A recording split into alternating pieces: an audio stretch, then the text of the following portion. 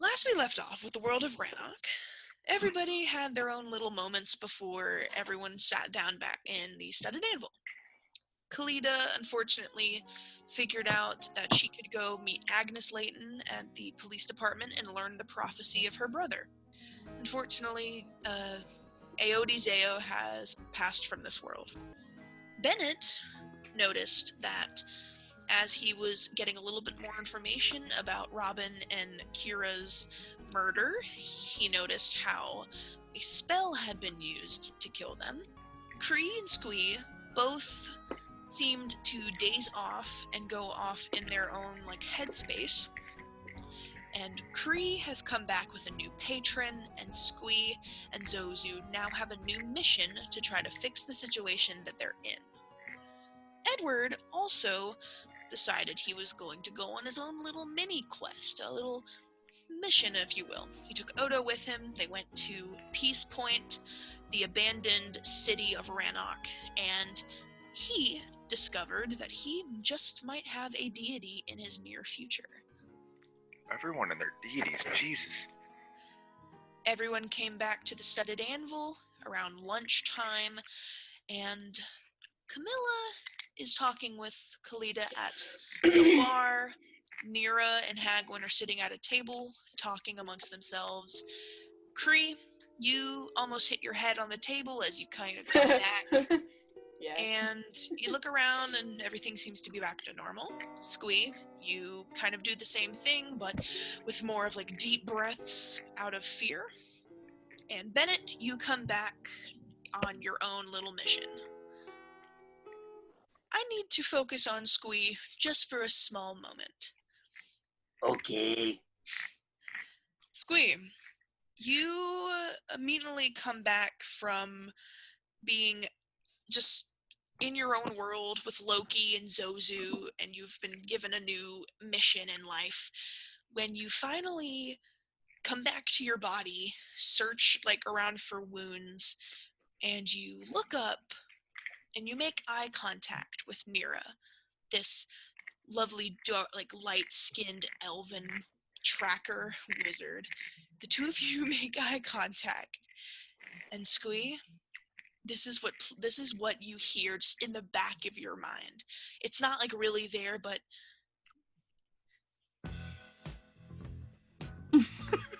Oh my god. Oh, shit. Ah, shit, here we go again. Oh, that's beautiful. Nira, it's slow right now. Just... Oh no, don't tell me. Nira slowly moves her hair behind her ear and makes No! and she smiles and slowly waves to you, Squee. And just Does Zozu say something fine right now? Everything is in slow-mo and you just hear this playing in your subconscious. And she's just so beautiful. And she's glowing practically. She tosses hair behind her shoulder and then does it the other way, and her hair is just flowing. Can you feel shaping the her love? face. And she finally looks over at you and goes, "Can I help you?"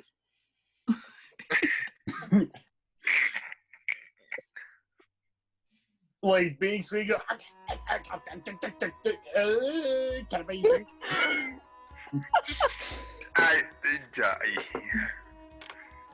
Nira looks over at you, Bennett, because she sees that you've walked in and have started trying to talk to people.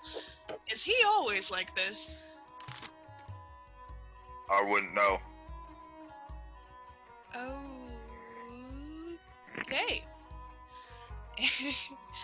Kalita, Kamila has finished talking with you, and everyone, you kind of get the moment to just talk amongst yourselves. You do have a quest that you want to start, but it's up to you when and where you start. Did I talk to Odo about the spell thing? If you want to, you can. He's there. He's with Edward, surprisingly, and he looks like he's been out. I kind of fast walk over to him. Like, Odo, question. Hey Bennett, what's up? Spells can be manipulated, right? Yes. Changed and manipulated. Is it possible for someone to make Mage Hand do damage to people? He's really caught off guard by all these questions you're just throwing at him. He's like, I'm not really the person you should be asking. He thinks really hard for a minute. You can just see a vein pop out on his forehead as he's thinking. Oh God. He goes,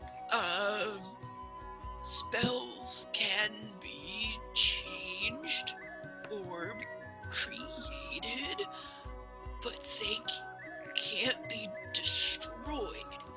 So... Like matter. Yeah. What's the matter with you? Funny, but not the point. Sorry, I really don't know about Mage Hand hurting people, but, if you wanted to know, you could go ask Faith Faulkner, the notorious Nook. She literally makes spells for people. Got it. You hear Nira pipe up. I was actually going to bring up a point if we could all get the chance to sit down and talk. Yes. She's saying turn this to around. the entire party. I turn around and go sit at a table where Cree and Squee are.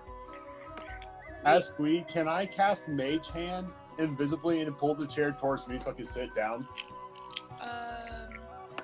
So you're gonna pull the chair more towards yourself instead of Bennett? Yeah, say just my chair. Nobody takes my chair. Okay, so Bennett, as you go to sit down, you immediately hit the floor as Squee just moves the chair closer. This was the chair next to Nira that you just pulled to you and then pushed back and sat down in. So you're sitting next to Nira now, just Bennett won't get up. He'll just sit on the floor. Bennett, get it. Nira goes, Bennett, just get a different chair. I stand up, walk around the table, and sit next to Cree. Okay. Kalida, are you gonna go towards the table where your entire party is? Yeah, I'll come over from the bar towards the table. Edward, what about you? Yeah, I'll just walk over there, but I'm gonna stay standing though. Okay. Hagwin stands up and offers you, Kalida, his chair and goes, please, sit down. Oh, no, it's so I don't mind standing. It's fine. Please, sit. Oh, yeah. Squee wants to command his Mage Hand to bring the chair over for Kalida. Yep. So as Hagwin's like, oh, I insist, please sit, the chair just moves and hits you in the back of the leg and makes you sit down, Kalida. No. That wasn't me. I'm sorry. Sorry, and he leans up against the wall next to him. Nira puts her elbows on the table and kind of leans forward and looks at everybody and goes, is everyone okay? Feels like something bad happened recently. I'm not dead, so... Same here. I think we're all good. Edward goes, I almost drowned. Oh. Nira kind of just glances at you, Edward, but makes eye contact with Kalida. I mean, I'm not dead, but my brother is. Edward doesn't say anything. He just looks down. Nira reaches over and takes your hand and kind of pats it. It seems like she's not surprised. Yep. Can I hug Kalida? Because, of course, this is news to me. And I'm just like, oh, shit. I mean, I saw the body, so, Yeah. Can Mario pop out and land on her shoulder? Yep, Oh. Mario is inside of a bag of sand, and he like peeks his head up, jumps out, Is that and a bag lands of on your sand? shoulder. That's adorable. He's on your shoulder, and he like clamps onto your clothes and just like nuzzles a little bit. Oh, I'll give him a wee pet. Reach up and pet him. What Edward hears, since he can now speak crabfolk, is "Don't worry about a thing, 'cause every little thing is gonna be alright, even though it doesn't feel like it." I just let Said, "Don't worry I didn't tell him to shut up. I just let him do his own thing. about a thing."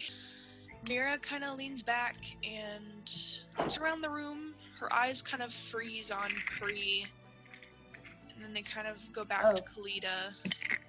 She sets her shoulders again, leans forward, and goes, "I can see that there have been a lot of changes. Are we reconsidering saving Kamila?" I just want to kill a witch. I've never killed one before. I'm all in with Kamila. I'll find the witch. Has anyone here actually killed a witch? Mira Well, raises no, her but- hand. Oh. And from my knowledge. See, we're experts. Perfect people for the job. She chuckles and shakes her head. She goes, "Well, it has been a while since I've actually tracked a witch. Witches are a lot harder to focus in on if I don't have the right ingredients, the right spell. Hell, I don't even have the book that I need. But I do know somebody book who do you has need? the book." So we have to run errands before we can actually go shopping. No, listen. She kind of leans back and points to Hagwin and goes, "You guys can go help Hagwin find his dog. That's important. That's kind of a time-sensitive thing." And Hagwin perches up and goes, "Yeah, if I don't find my dog, then something bad might happen to him, and I can't risk that." Nira goes, "See? Time-sensitive." Hagwin, is he your familiar by chance? Hagwin looks at you, Bennett, and goes, "He's my companion. I'm not a wizard, so I don't have a familiar, but he used Thought I'd ask. to be a familiar to someone, and now he's not. He is my friend, and I love him, and I need him back." Got it. We'll find him. Don't worry. Kalita, when you look at Hagwin, you don't sense the familiarity anymore. Oh. It's almost just kind of a person instead of it being a pang. It's just you look up, it's Hagwin. It's your boy. Nira goes, Heck. I do need to gather some things before we go. I need to find a specific book, and I think that Faith Faulkner at the Notorious Nook, but like it or not, she might actually have it. But I mean, I'll come with you. I have to stop there anyway. No, Bennett, and she kind of raises a hand to you and goes, "I think you should go on the quest. Stay with your people. Okay, I'll get to it later. Nira looks around and goes, "Is there anything any of you want to say before you guys start figuring out what you're going to do about the dog?" Yeah, try not to get stabbed, shot, slashed, bludgeoned, frozen, burned, shocked. Stay away from all... I think she gets it. I think she gets it. I'm talking to everyone, just don't get killed. And if you Don't do get walk it dead. off, you'll be fine. You're There's really, one really thing good at I like speeches, to- Bennett. It's not something I'd I like to say to proficiently. Nira. Agree? Take care of my bow for me, alright? She goes, "It's not your bow." And she stands up and You're she funny. motions for Hagwin to sit down. Hagwin trades seats with her, and Nira goes, "Well, I'll gather my things, start getting ready. When we're all together, when everyone gets back, we'll start the hunt." You're nervous, aren't you? She looks over at you and goes, "Yes, because this is the Woods Witch. No one even says her name. That's how terrifying she is to these people. She's Voldemort. Do you know her name? Don't you ever say that name. Nira looks at you, Kalita, and slightly nods her head and goes, yeah, I know her name. She's your sister, isn't she? You get a glare from Nira, and she goes, well, now that I think about it, I will require quite a lot of coin from you, granted that we survived this trip. I'm putting my life at risk here, at your beck and call. She keeps her eyes to you, Bennett. Technically. Leans forward and goes, let me be perfectly clear. I don't intend on protecting you. Oh, I know. Oh. Her eyes kind of skirt around for a minute and goes, any of you. Okay. Also, if I'm not mistaken, you're the one who offered, but okay. You guys Do you needed me. expect us to protect you? Not at all. Fair enough. I do believe you guys have to figure out where you're going as far as helping Hagwin, so I'll see you guys in a bit. Nira, Can I turn to... Oh. Yes? Can I turn to Hagwin and ask where was the last place he saw his dog? Like, after you're finished with what you're doing. To that. Just about to Alright. get So Nira goes outside, out to town square, and then Hagwin is at the table. He goes, okay. So, I suppose you guys are going to help me find my dog. I really, really appreciate it. I don't want you guys to think that I don't. Oh, you're fine. You're fine. It's all good, broski. What's a No. a broski? Don't worry. What's a broski? Don't worry about it. It's a term from her. It's a slang term in her native tongue. Okay. I got you, Kree. I got you. Oh, Thank okay. you. Well, I suppose since you guys are gonna help me find my dog, you should know about what we were doing and why I had and how I lost him, right? That would help. Well, me and Fenir, my dog, we were looking for the king's missing artifact. You as well? As well? And he looks over you and goes, I wasn't aware other people were looking for it. I mean, it's something the king lost. You'd think he'd pay a lot of good money to get that returned. So Absolutely. I'm not surprised a lot of people are looking for it.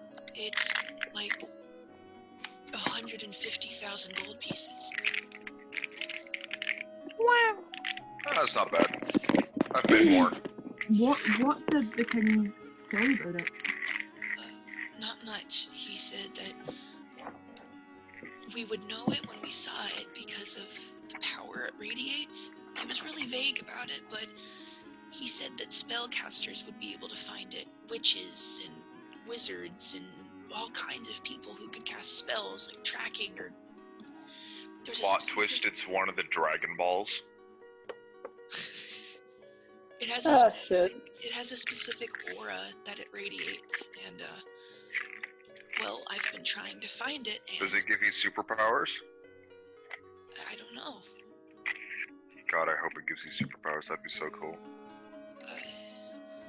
What I do know is that Fenir must have been able to track it because he was kind of leading us on a trail, and people we were meeting did know about it, and well, he got spooked when we went to one of the locations we were last at, and I haven't been able to see him again. And he like scratches his nose and looks at the table, pushes his glasses up.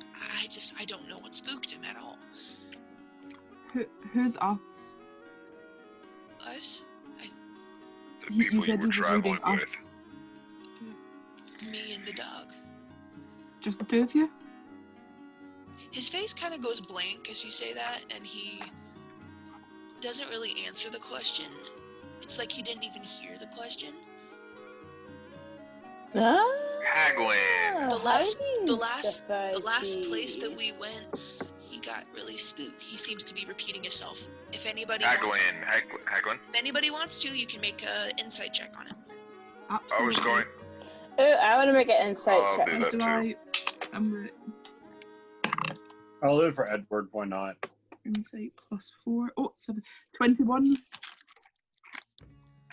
Oh, 12. But now my character sheet is completely black. I rolled what so happened? bad. So Kalita wait. was 21. Yeah, 21. Got a Passive 12. Insight 12. 14. 14. Cree? well done. This is insight. Yes.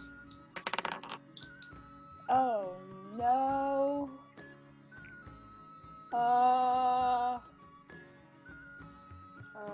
I got a 5.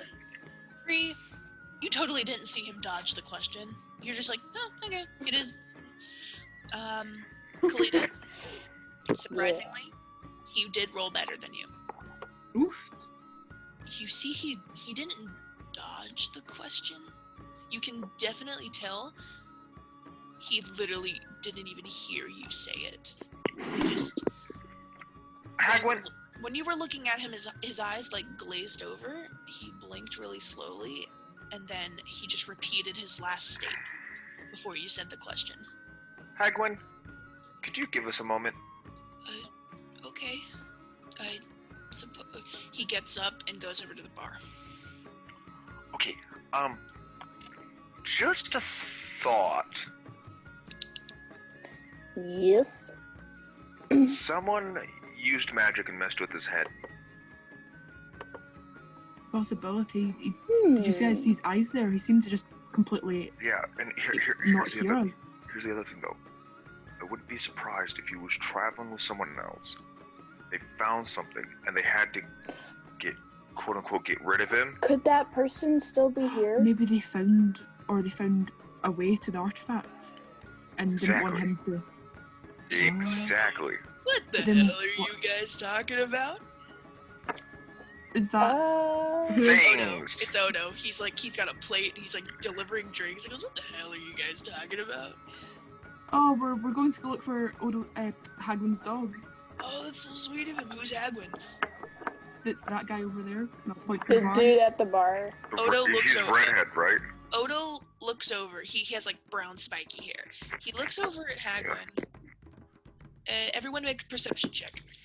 Oh, Oh boy. no, do I? I'll I have to shoot my friend.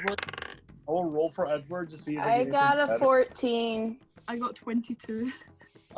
Passive perception 16. Roll. I did roll. I got an 11. Oh, okay. So I got passive a perception. 14. Yeah. He rolled higher than all of you. What? Higher than 22? He rolled a 19. Plus. 4 for deception. So what's that? 23? Oh. I got a 10.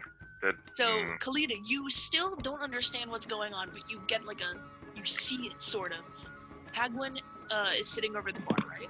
Odo looks over the bar. He looks over the bar and he's not even looking at Hagwin. He's like, who am I supposed to be looking for? The half-elf, brown hair, kind of spiky.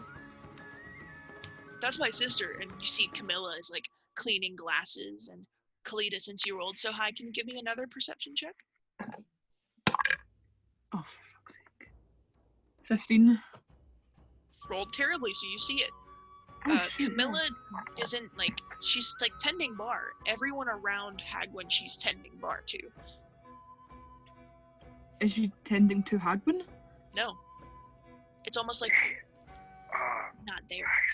Guys, Yeah. What is What it? is it? Guys. I think this is more powerful magic because we're the only ones that can see him. Yeah. If you Kamila doesn't even look like she's serving him. Exactly. As you guys are coming to this realization, you see Mira come down the stairs and go, "Hey, Hagwin!" And Hagwin looks over and goes, Hey, Nira.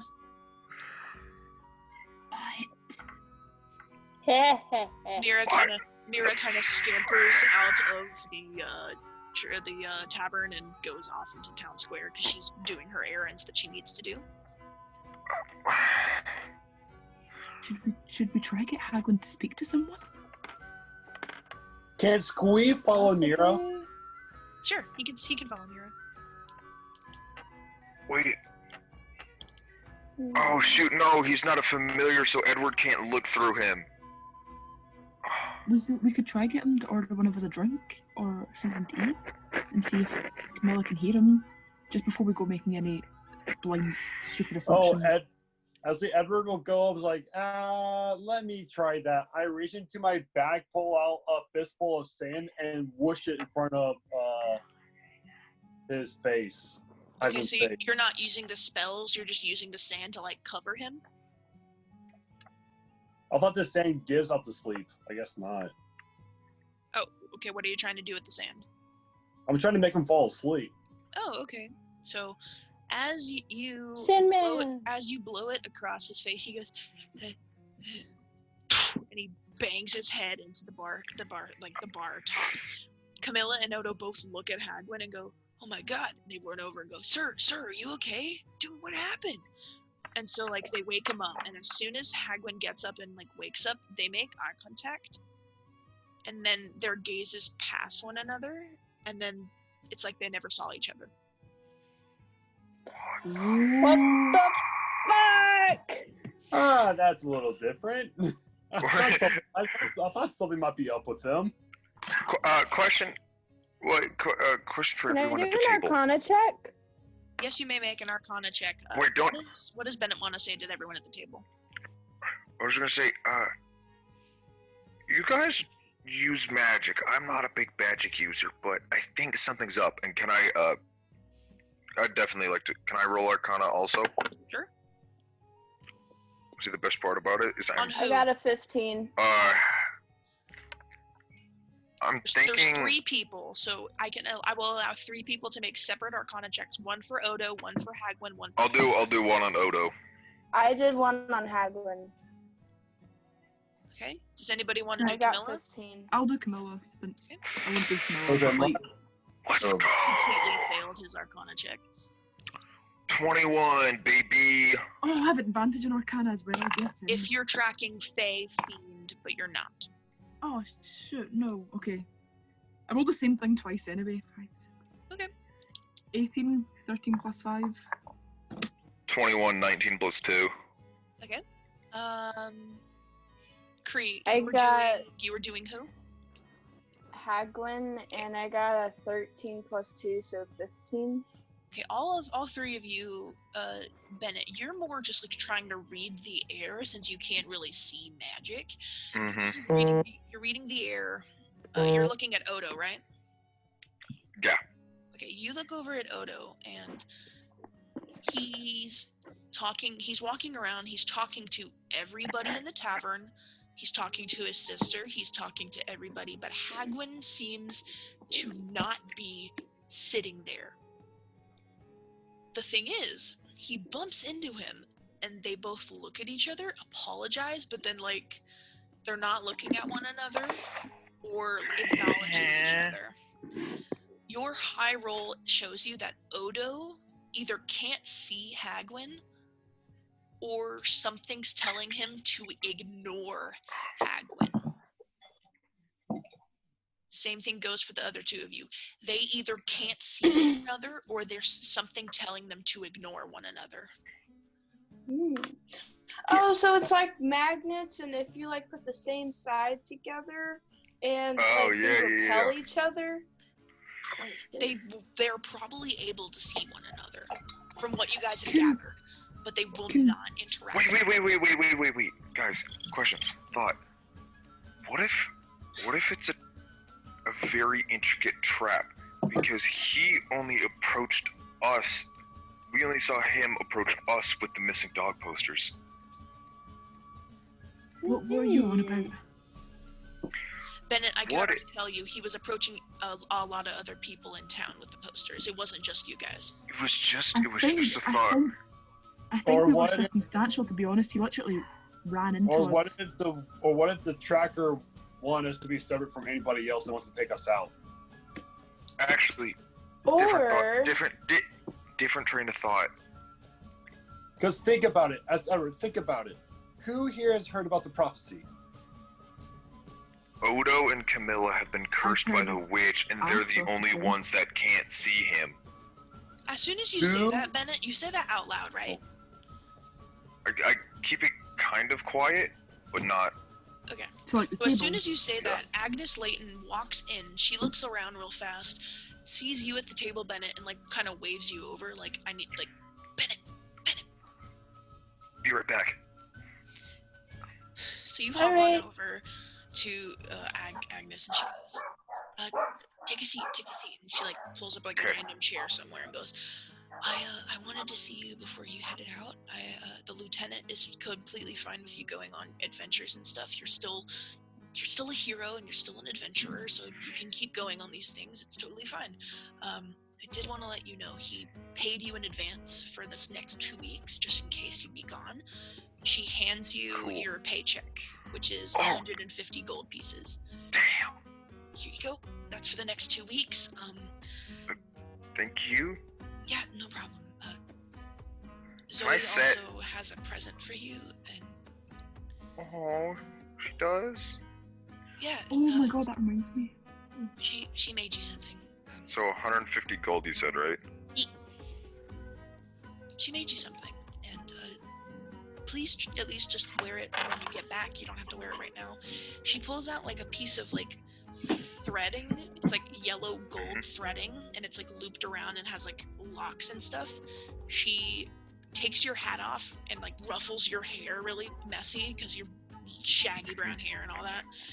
She puts the trim on the edge of your cowboy hat and lifts it up, and it looks like the sheriff gold pieces for a sheriff deputy. Oh, That's awesome. They're handmade. One side's too long and the other side's too short. One's like drilled out. She goes, I leave it on. I'm not taking this thing off now. But I don't say that out loud.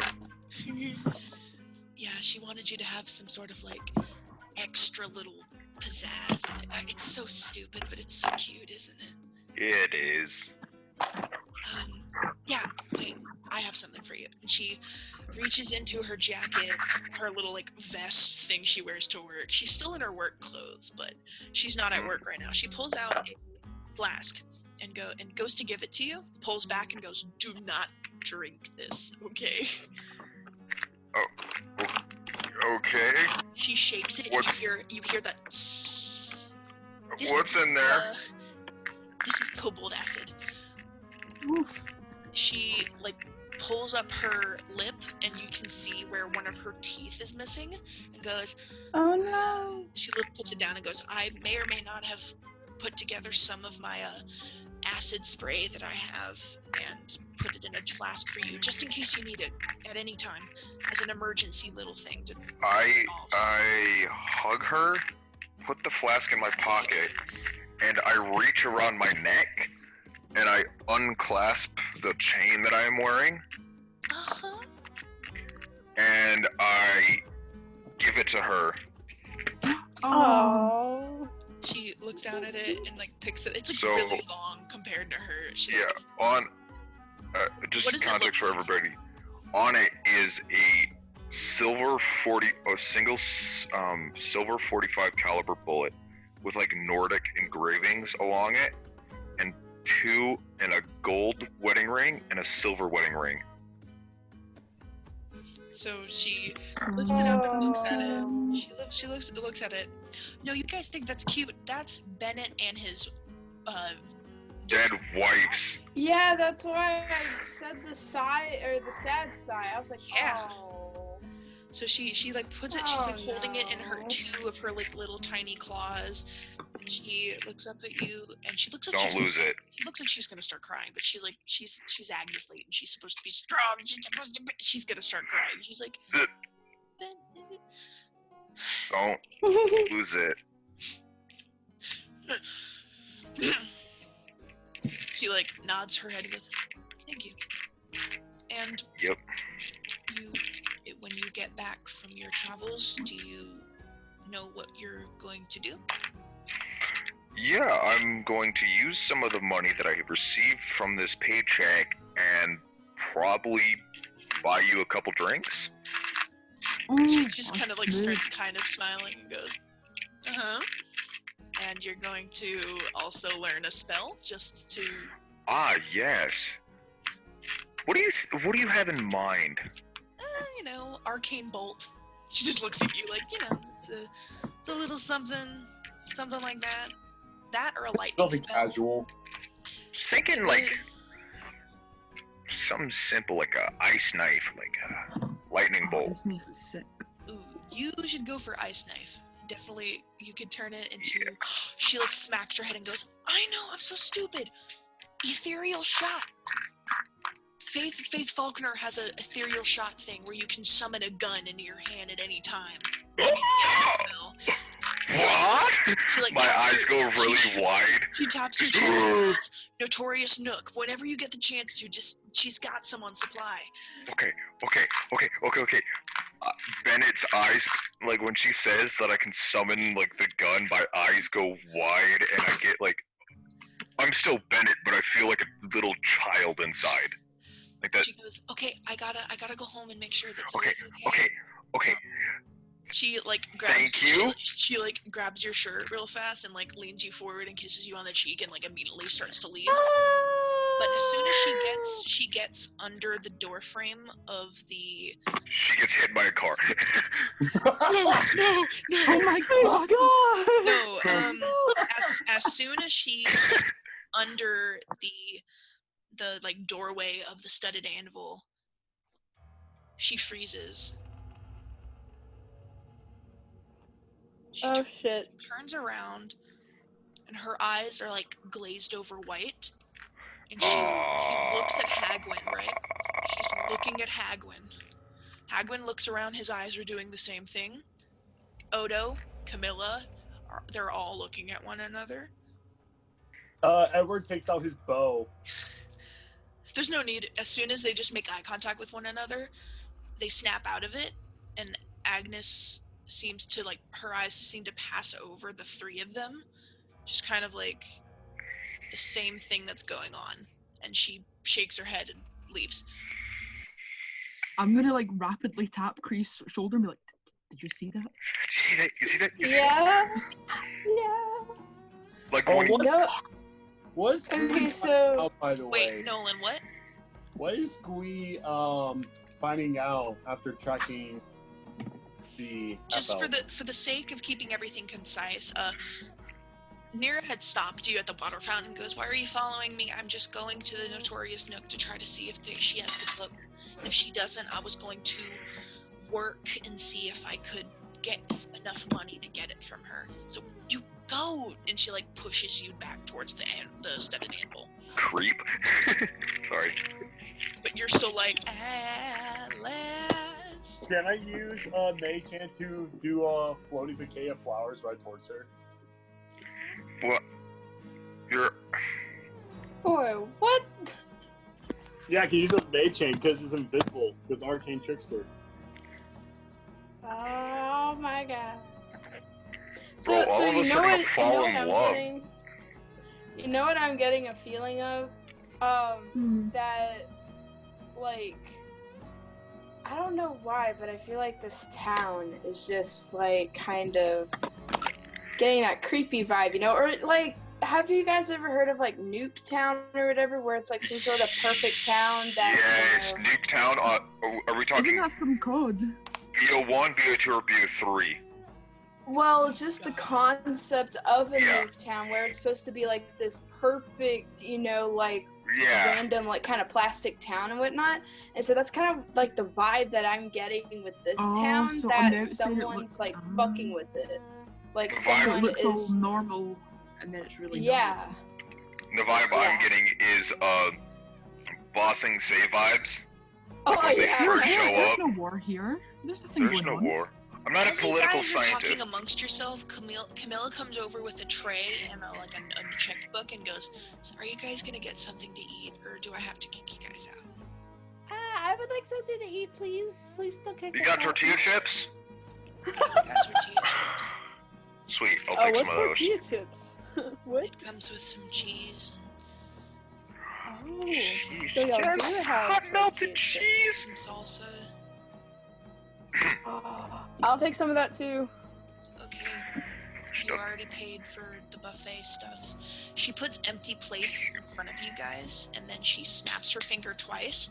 The food just apparates onto the table. Yes. Enjoy. Man, that's cool. And she puts the dish underneath her arm and slowly starts to leave. That wasn't weird at all.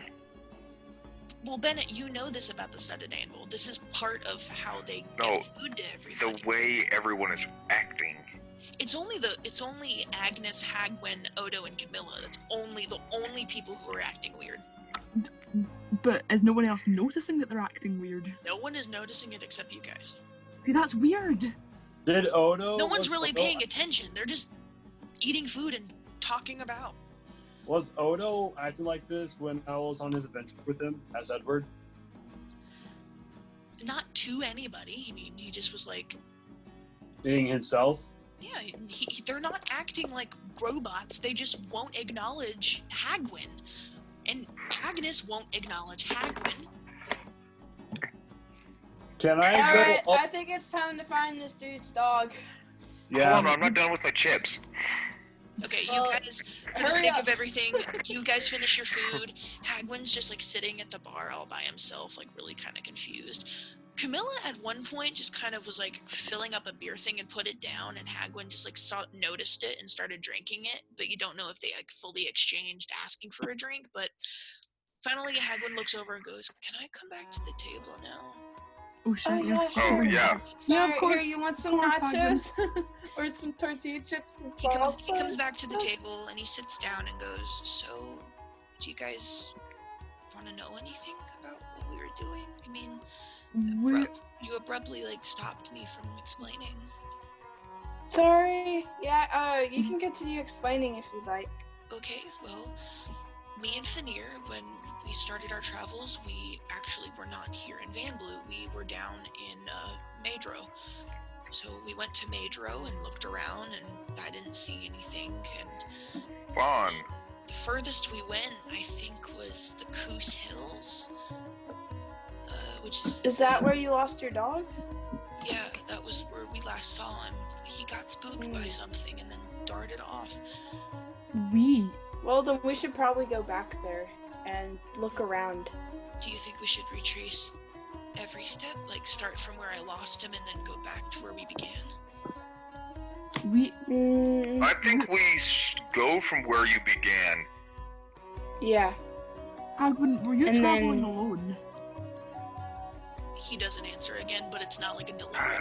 His eyes kind of glaze over, and he goes, Me and Fanir started in Madro, but the last place I saw him was in the Coos Hills." He's repeating he's repeating his last statement.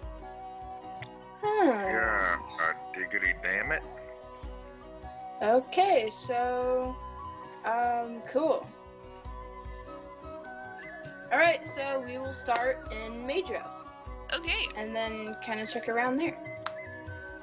so you guys start to leave the tavern, go kind of collecting your thoughts, and have finished everything you needed to do.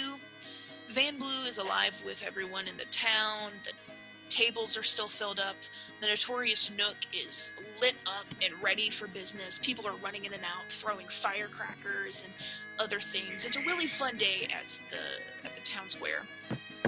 Reynard is sitting outside of his flower shop, and he's like sewing something by hand with like a red fabric and stuff. And he looks up and he sees you, Kalita, and he just kind of lightly waves. He's sewing a dress for her or a suit for him. He what, sorry? He like waves because he sees you guys are leaving. He kind of looks upset, but not like really upset. He just like waves and goes back to what he's doing. She'll wave back and say, "We'll be back soon." He just kind of See you later. waves. He waves with the hand that has the bracelet. He looks at it and he taps his wrist and is like, "Don't forget your don't forget what you have." She'll nod. Oh yeah, Squeak comes running back from Squeed meets up with you guys again, and you all are walking through. Cree, everything that you see is what you have already kind of seen before, the stretch of road and everything being barren. You guys continue walking and just kind of chatting amongst yourselves, still getting to know one another. You can take that time now to just kind of talk to one another, and then we'll see where we're going from there.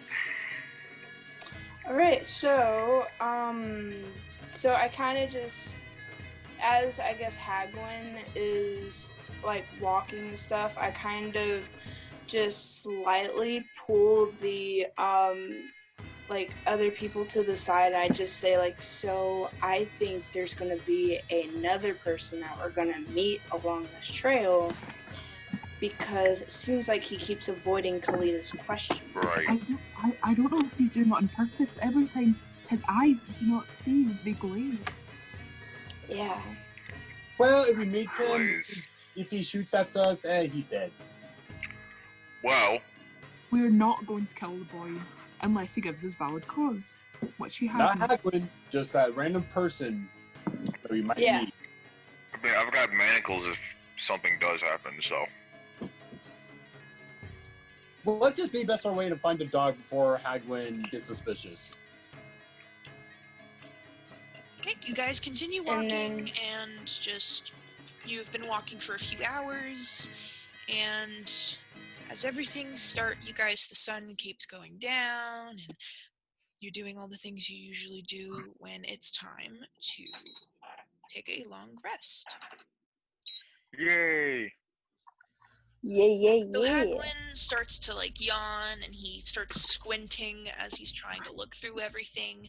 His dark vision, he doesn't have it. Oh. Neither do I. I can't see. So Bennett, Anything. as the clouds are like coming together, you really can't see what the hell is going on. It's getting I think we asked should Hagrid rest if here he for needs tonight. any help, like looking through stuff. okay. The thing is, if you guys keep tracking on, you will have hit an 8 hours of walking, and then everyone's gonna have to make a certain save, and then that'll be exhaustion levels. You guys are you guys have been walking for a very long time. We should probably Yeah, just let's take a rest. All right, it is time for a long rest. Time for sleep. Time to heal up. It's time to make camp. All of you guys are kind of getting situated just on the side of the road. There's some trees and stuff. Hagwin pulls out like a little makeshift tent that he puts up against a rock. He sits in it, and he kind of looks at all you guys and goes, if it's the same to you, I think we should start a fire. Oh, I can Of do course. Oh, you can start a fire? Oh, fire Janazi. Right. You can do the thing with the things. And the thing. Edward slaps his knee because it's a pun. So, Kalita, you produce flame and put it in the fire pit that you guys found and all that. And you guys start getting situated. Edward, you do have some whiskey and stuff that Odo had given you as a little, like, welcome to the town gift earlier in your travels. You want to sit down and just kind of share some drinks, tell some campfire stories? I don't have much story. Sit around the campfire and sing those campfire songs. Shoot, I've got an instrument. That would be like perfect, but I don't think I have one. Yeah, there's no bard with you guys, unfortunately. But, Quick question, DM. Am I wearing spurs? on your, like, your boots? Yeah. Yeah. Fuck yeah. Get some spurs. Unfortunately, they're not really a good, like, real weapon. They're like an improvised weapon. Yeah, I know. You choose to use them and stuff like that. There's one of those things where if I've like walked slow and like walk that cool cowboy walk, it'll make that jingle every time I step. Jingle jangle. So, as you guys are kind of getting acquainted with one another, talking Dingle and dangle, about to punch you in your Hagwin. dingle dangle. Hagwin asks if he can have some of the whiskey that you have, just to kind of be something nice to have on this travel. You take it out and you share it with everybody. Edward, I need you to make a Constitution saving throw. Okay. Oh, that's sweet. Hold on. Oh, crap. It's my worst one. I know. Save. 18, 17 plus 1. You're buzzed. You're pretty buzzed. You had a little bit too much, but you're not fully drunk. You're just a little buzzed. You're like, okay. Sounds about right. You know when to stop, and you're like, okay, I'm gonna take a nap. Edward, you go to sleep. I'm gonna take a nap. You're gonna take a nap. I'm gonna take a nap right here. Good night. Okay, good night. All right. I thought pirates could hold their liquor. It's just the sleepy time. He figures out when he's supposed to stop, but he was getting tired anyways. It is the sleepy time. It's time for the sleep. Davian, what would Bennett like to do before he goes to bed? Or if he's going to be taking watch? He's probably gonna sit. He's probably gonna take watch, but sit on a log and sharpen his like hand axes and knives. Okay.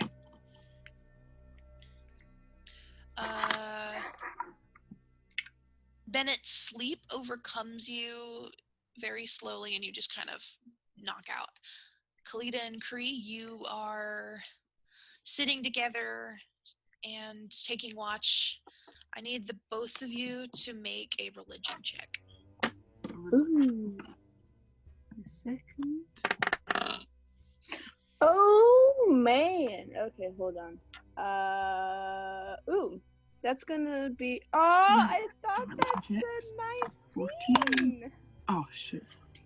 That's a fucking 1. 17. Never mind. Okay, so between the two of you, That's a that's fire. fine. Okay. So Ah yes, the ground is made of ground. the ground is made of ground. No, Kalita, as you're sitting there with Kree and you're just kind of looking around, you hear in the back of your mind, Kalita.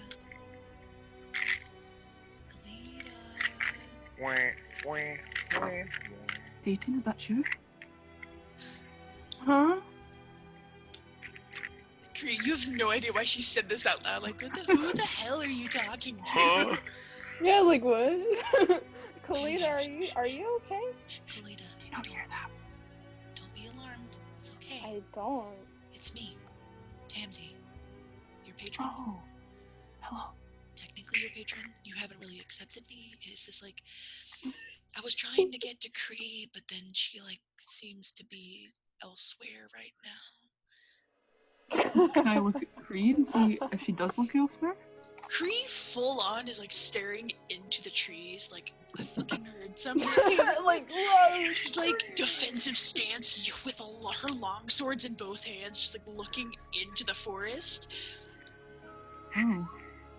Just trying to attack the air. I think she's having a PTSD No, I'm trying moment. to attack a bug. She's most definitely having a PTSD moment of the Grim Von woods, so just leave her be, she'll be fine. Kalita, I need to speak with you on a pack. This fucking bug, damn it! Wait, I cannot hear what you're saying, I'm so sorry. It's fine. I have a wild Kree wiping at the sky for no reason, as Kalita's trying to listen to her thoughts and can't. So you start focusing really hard, and Kree, her actions and everything kind of disappear, and you seem to fade from this reality. If you could just give me 1 second.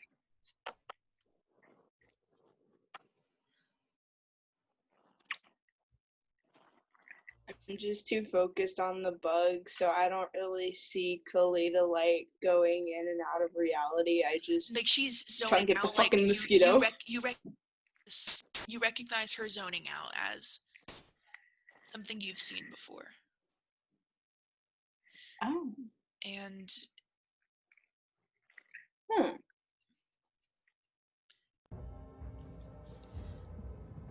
Kalita, you see the forest around you darken and darken, and everything changes. The campfire fire turns blue and then a dark red as Tamsy is sitting across from you where Bennett would be.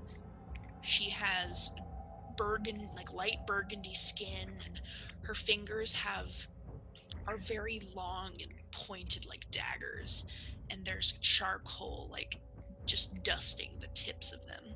Her horns from the base of her forehead curve upwards like Loki's helmet, and she is just kind of sitting forward staring at you and goes, welcome to my domain. It's nice. As soon as you say it's nice, you hear the screams of hell, and the forest around you. Damned. The forest around you just ignites into a wildfire. And she goes, "Sometimes it is, sometimes it isn't." The fire doesn't scare me. Well, I know. I mean, you are literally fire. Kalita, have you considered what I said to you when you figured out about Eodin? I have.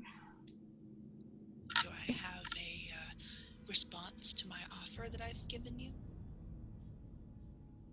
Guidance to help you find your brother? The quests that you go on? You can help. Of course I can help.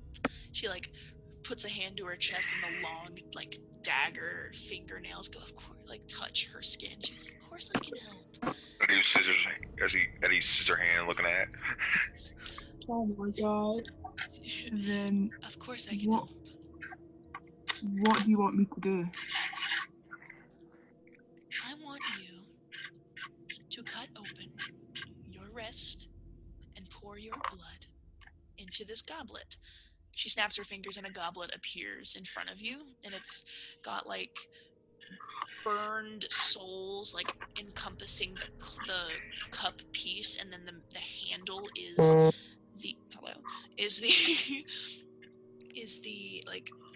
there's pieces of granite and covered in dried blood and charcoal. Just put your blood into that, and I'll explain what you're going to do with it afterwards. Okay, she'll take the dagger off of her hip and walk over and just slice up and hold it over. You see your blood is not the normal red kind of normal oxidized. It's a dark black, and it's clotted and just falling into this cup, and it's that's not weird at all. So disgusting and so weird. You see the wound close as soon as it's finished filling the cup, and Tamsy reaches down, picks it up, makes eye contact with you, and starts drinking it. Oh, can I just recognize that Kalita's zoning out, and then it pops in my mind in reality everyone sees Kalita just zone out, take a dagger and cut her wrist, and it's just the blood hit the floor of the campsite. Can I just be oh, I think Mom's talking to her. Okay. Yeah, and then I just reassure everyone the look on her face. I reassure everyone, whoever's awake. I'm just oh, don't worry, she's doing great. She's fine. Bennett is snoring. Yeah, everyone's asleep except you, Cree. What about Squee? I'm still Squee is doing whatever Squee does in the forest. I'm still swatting at the fly. So probably a mosquito. Back into the realm of the Nine Hells, Tamsy finishes the goblet and tosses it into the forest, and you just see your blood, Kalita, dripping down her neck and her face, and it's on some of her fingers and stuff. And she just kind of freaking weirdo. She sniffs and just kind of cracks her neck a little bit and goes, "When you wake up, all your powers will be fine. Will be finite. Finite. This is her literally saying this to you, and you just see the total mood change. You'll have powers and be cool, and you'll have superpowers. You probably could have just drunk Edward's whiskey. Probably would have been nicer. She looks up at you, wipes her face, and goes, "I like you. Now go, and if you need me, I'm here. And she like pushes you with like a force of wind, and you wake up in your body and your wrist is just bleeding out at this point. And then, like, I kind of go over to her and I was like, so, I see that you met Mom. Yeah, that was something. Did she drink your blood? No, she didn't quite do that. She's my patron. Yeah. Oh. You're a warlock. Woo. Squeak comes Yep. in. Squeak comes in. Who's your mom? Well, do you want to see her? I mean, cause I could try to, like, get her here. I mean, she might be upset because she might be, like, I don't know, trying to clean off all the blood from, Kalita. So I don't want to, like, disturb her while she's in the shower, but I mean, I could try to, like, I don't know. Squeak thinks about more for a moment. He was like, not worth it. I'm going to sleep now. So everyone, so I'm gonna wrap her either. like a bit of spare fabric from the cut on my wrist, just sweet. So a few hours go by, nothing really happens. Kalita and Kree go to sleep. Bennett and Edward wake up, just looking around. Is Mario still asleep, or Mario is like inside of the bag of sand, hard snoring, but everyone hears super cute, Oh, that's quiet, but Edward hears like ugly snoring. yeah? Edward just closes the bag of sand and it like muffles the sounds. Yeah. Okay. Is the sun up yet? Bennett, before you woke up, oh Jesus Christ! Before you wake up, I need you to make a wisdom save. Yep, I knew it. I know it.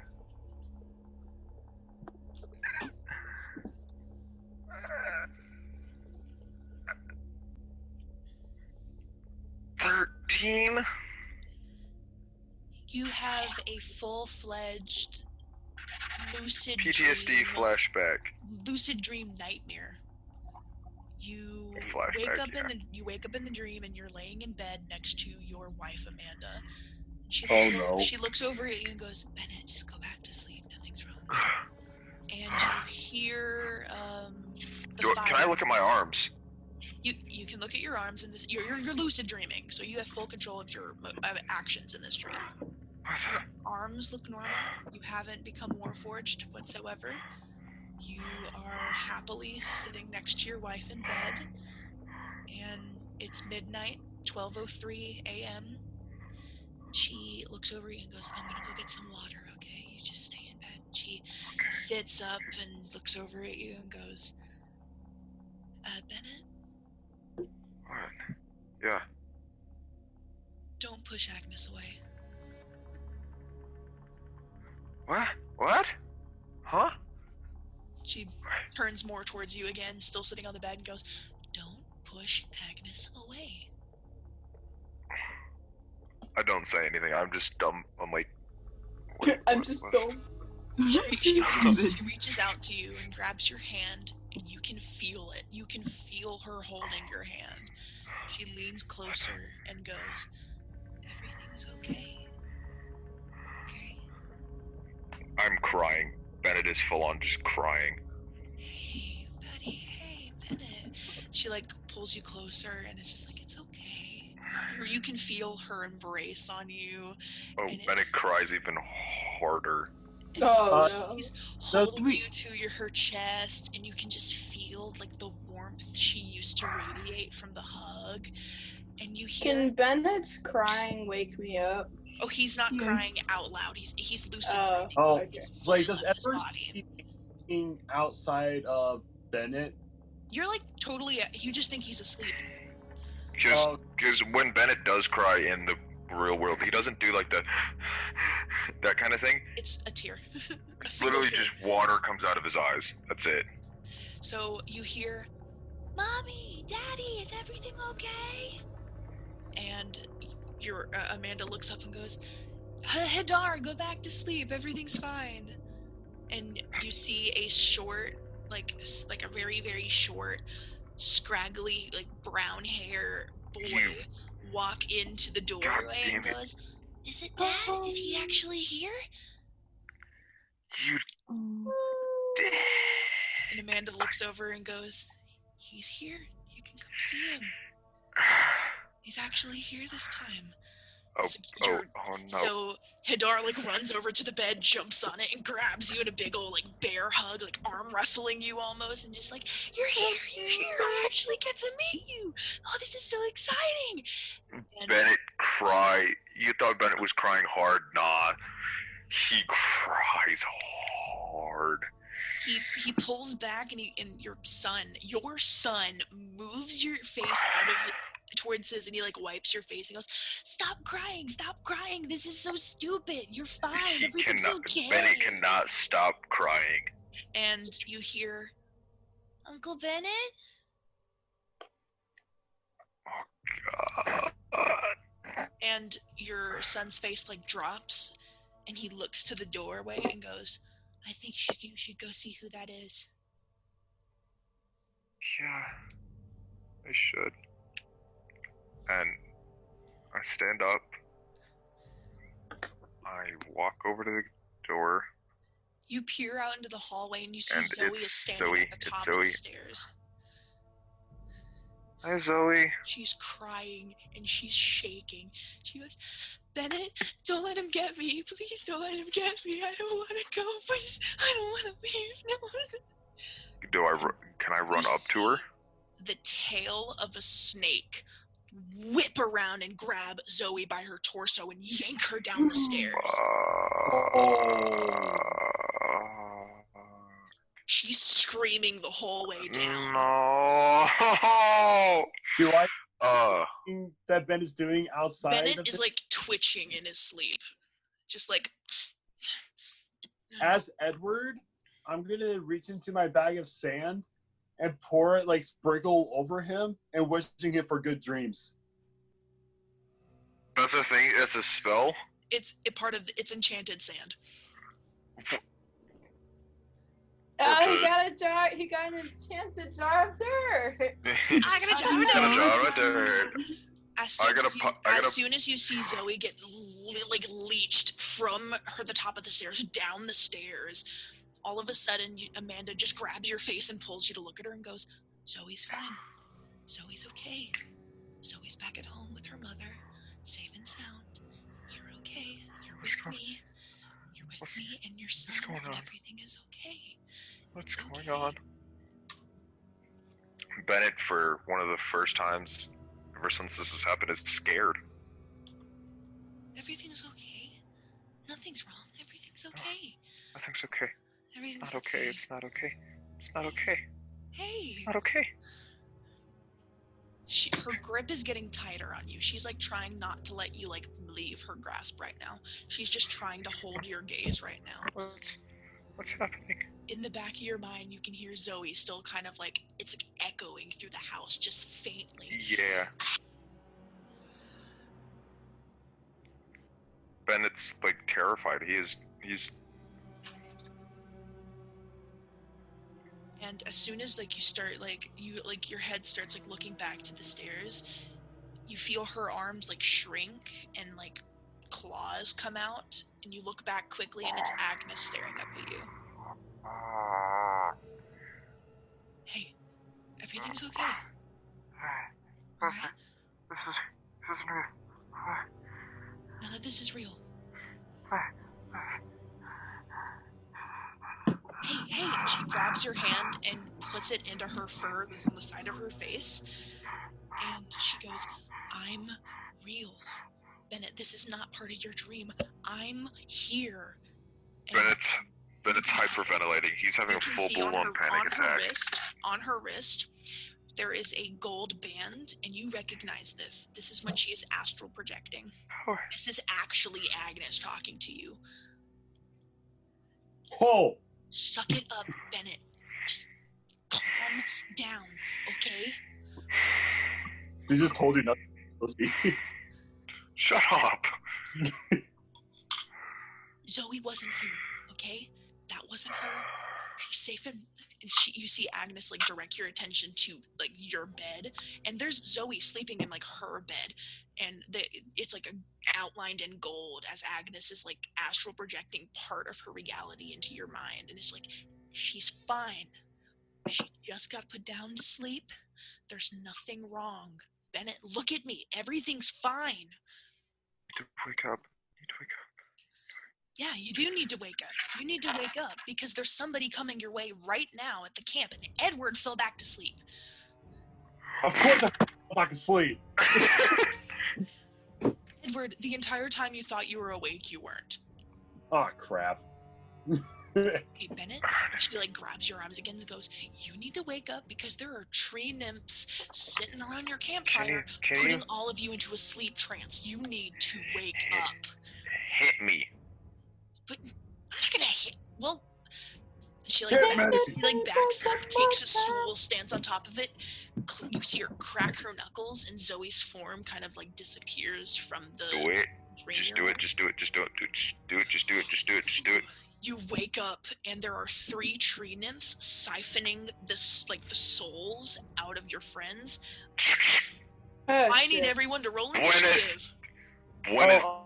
Yes, fuck boys. I was gonna say, can those who subconsciously take over Squeeze's body because they're technically. I have an 11. Cree has an 11. Good, that's pretty good. 14, 18. I didn't do very good. I got a 4 + 3, 7. 7, 18. 15 for Edward, 12 for Squeeze. Okay. Lads, now is not the time to be rolling bad for initiative. It's the casual. What was Edward? 15. 15. I'll try to see if Squee or I can try to see if Zozu can actually subconsciously control Squee's body. Okay, they rolled bad too. Yay. Question mark? Alright. Just the casual. Haha. Buenos dias. Okay. I heard you were siphoning Kalina, souls. what's your max HP? 31. Alright. Edward, what's your max? I need to switch. 25. Okay. What's funnier than 24? 25. 25! Squee, what's your max? 27. Okay. Cree, what's your max? 20. Okay. Bro, Cree is tiny. And at the top of the turn fragile. order, Kalita, you wake up and there is a tree nymph attempting to suck the life out of you. How far away is it? It is in your melee range, on top of you, trying to suck the life out of you. They look like the oak trees that were standing around. Cree, when you were swiping at the air, you weren't being stupid. God damn it.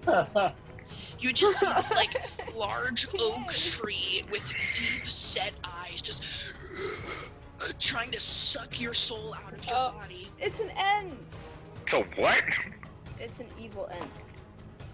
An ent is if you guys Oh my God, from watched Lord Lord of the Rings. Tree beard. Yeah, the ent people. I love this guy. Yeah. Woo. Not Cree. Kalita, what do you do? All right. So, is it like on top of me or is it next to me? It's like above the log that you're sitting on top of. You're propped up against a tree and you look up and it's just standing in front of you, just like sucking the soul out of your body. So I will reach for my glaive, and as a bonus action, I will use it to, I don't know, cut whatever part of my body I can for 1d4 damage to me, which Okay. is... Okay. So, Kalita, you wake up and you go, as the breath leaves your body and you see this gigantic tree and you immediately take your glaive from its pouch right behind your neck and you swipe the back of your neck, invoking, are you invoking a Crimson Rite? Crimson Rite, yep. Alright. Everyone that's starting to wake up, so Bennett, you are awake. So Bennett, you immediately come out of your dream and you've just, the last bit of tears are running down your face. You look over and you see Kalita is woken up as well. She pulls the blade on her neck and just wakes up. I haven't seen that one before. And then I will attack the nymph in front of me. Swipe out with my glaive. Roll to hit. Where's my d20? Where's my good d20 that is? Right, that's not too bad, that's not too bad. 14, is it plus 4? Ooh! 17 to hit. 17 hits. Yes. That is 1d10 plus an extra 4 fire damage. So 7, 8, 9. So that's 9 slashing and 4 fire. Okay, give me just 1 second. I want to make sure that I have everybody's again. Bennett, yours was 7 initiative. 7. Squeeb was 12. Yep. Kalita was 15. 18. Edward was 15. What was Kree?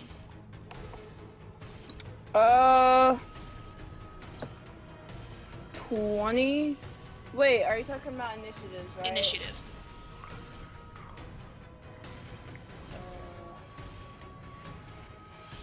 Oh, it was an 11. It was an 11, Okay. I believe. The reason I'm asking is because I'm going to add Hagwin into this. He actually does wake up already. Wasn't great. 6. I have a feeling Hagwin's gonna be like Sakura. Sock. Oh, shit. 1 Falcon Punch, please. Alright, max HP for Edward, so sorry that I have to redo this. For Edwards, 25. 25. Squeeze, 27. Yeah, 27. Crease, 20.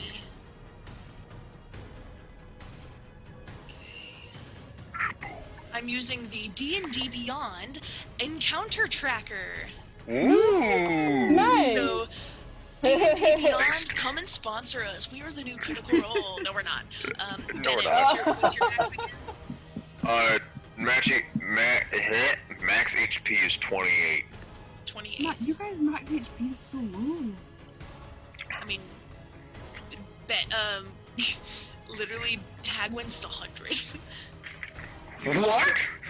Okay, wait, because he's higher level. Level 12, okay? Alright, so that is... Oh, shit. Alright, Kalita, which tree nymph? There's the one in front of you, which has an initiative of 15. So I guess that's the one you went to hit. How much damage did you give them? So it's 9 slashing and then 4 fire from my Crimson Rite. So 15 damage? No. 9 plus 4? 13. 13? Oh. I don't know. I don't math. So Yeah, I got 7 4, plus 2, which is 9, 13. and then plus an extra 4, which is 13. Okay, I don't know. I don't do math.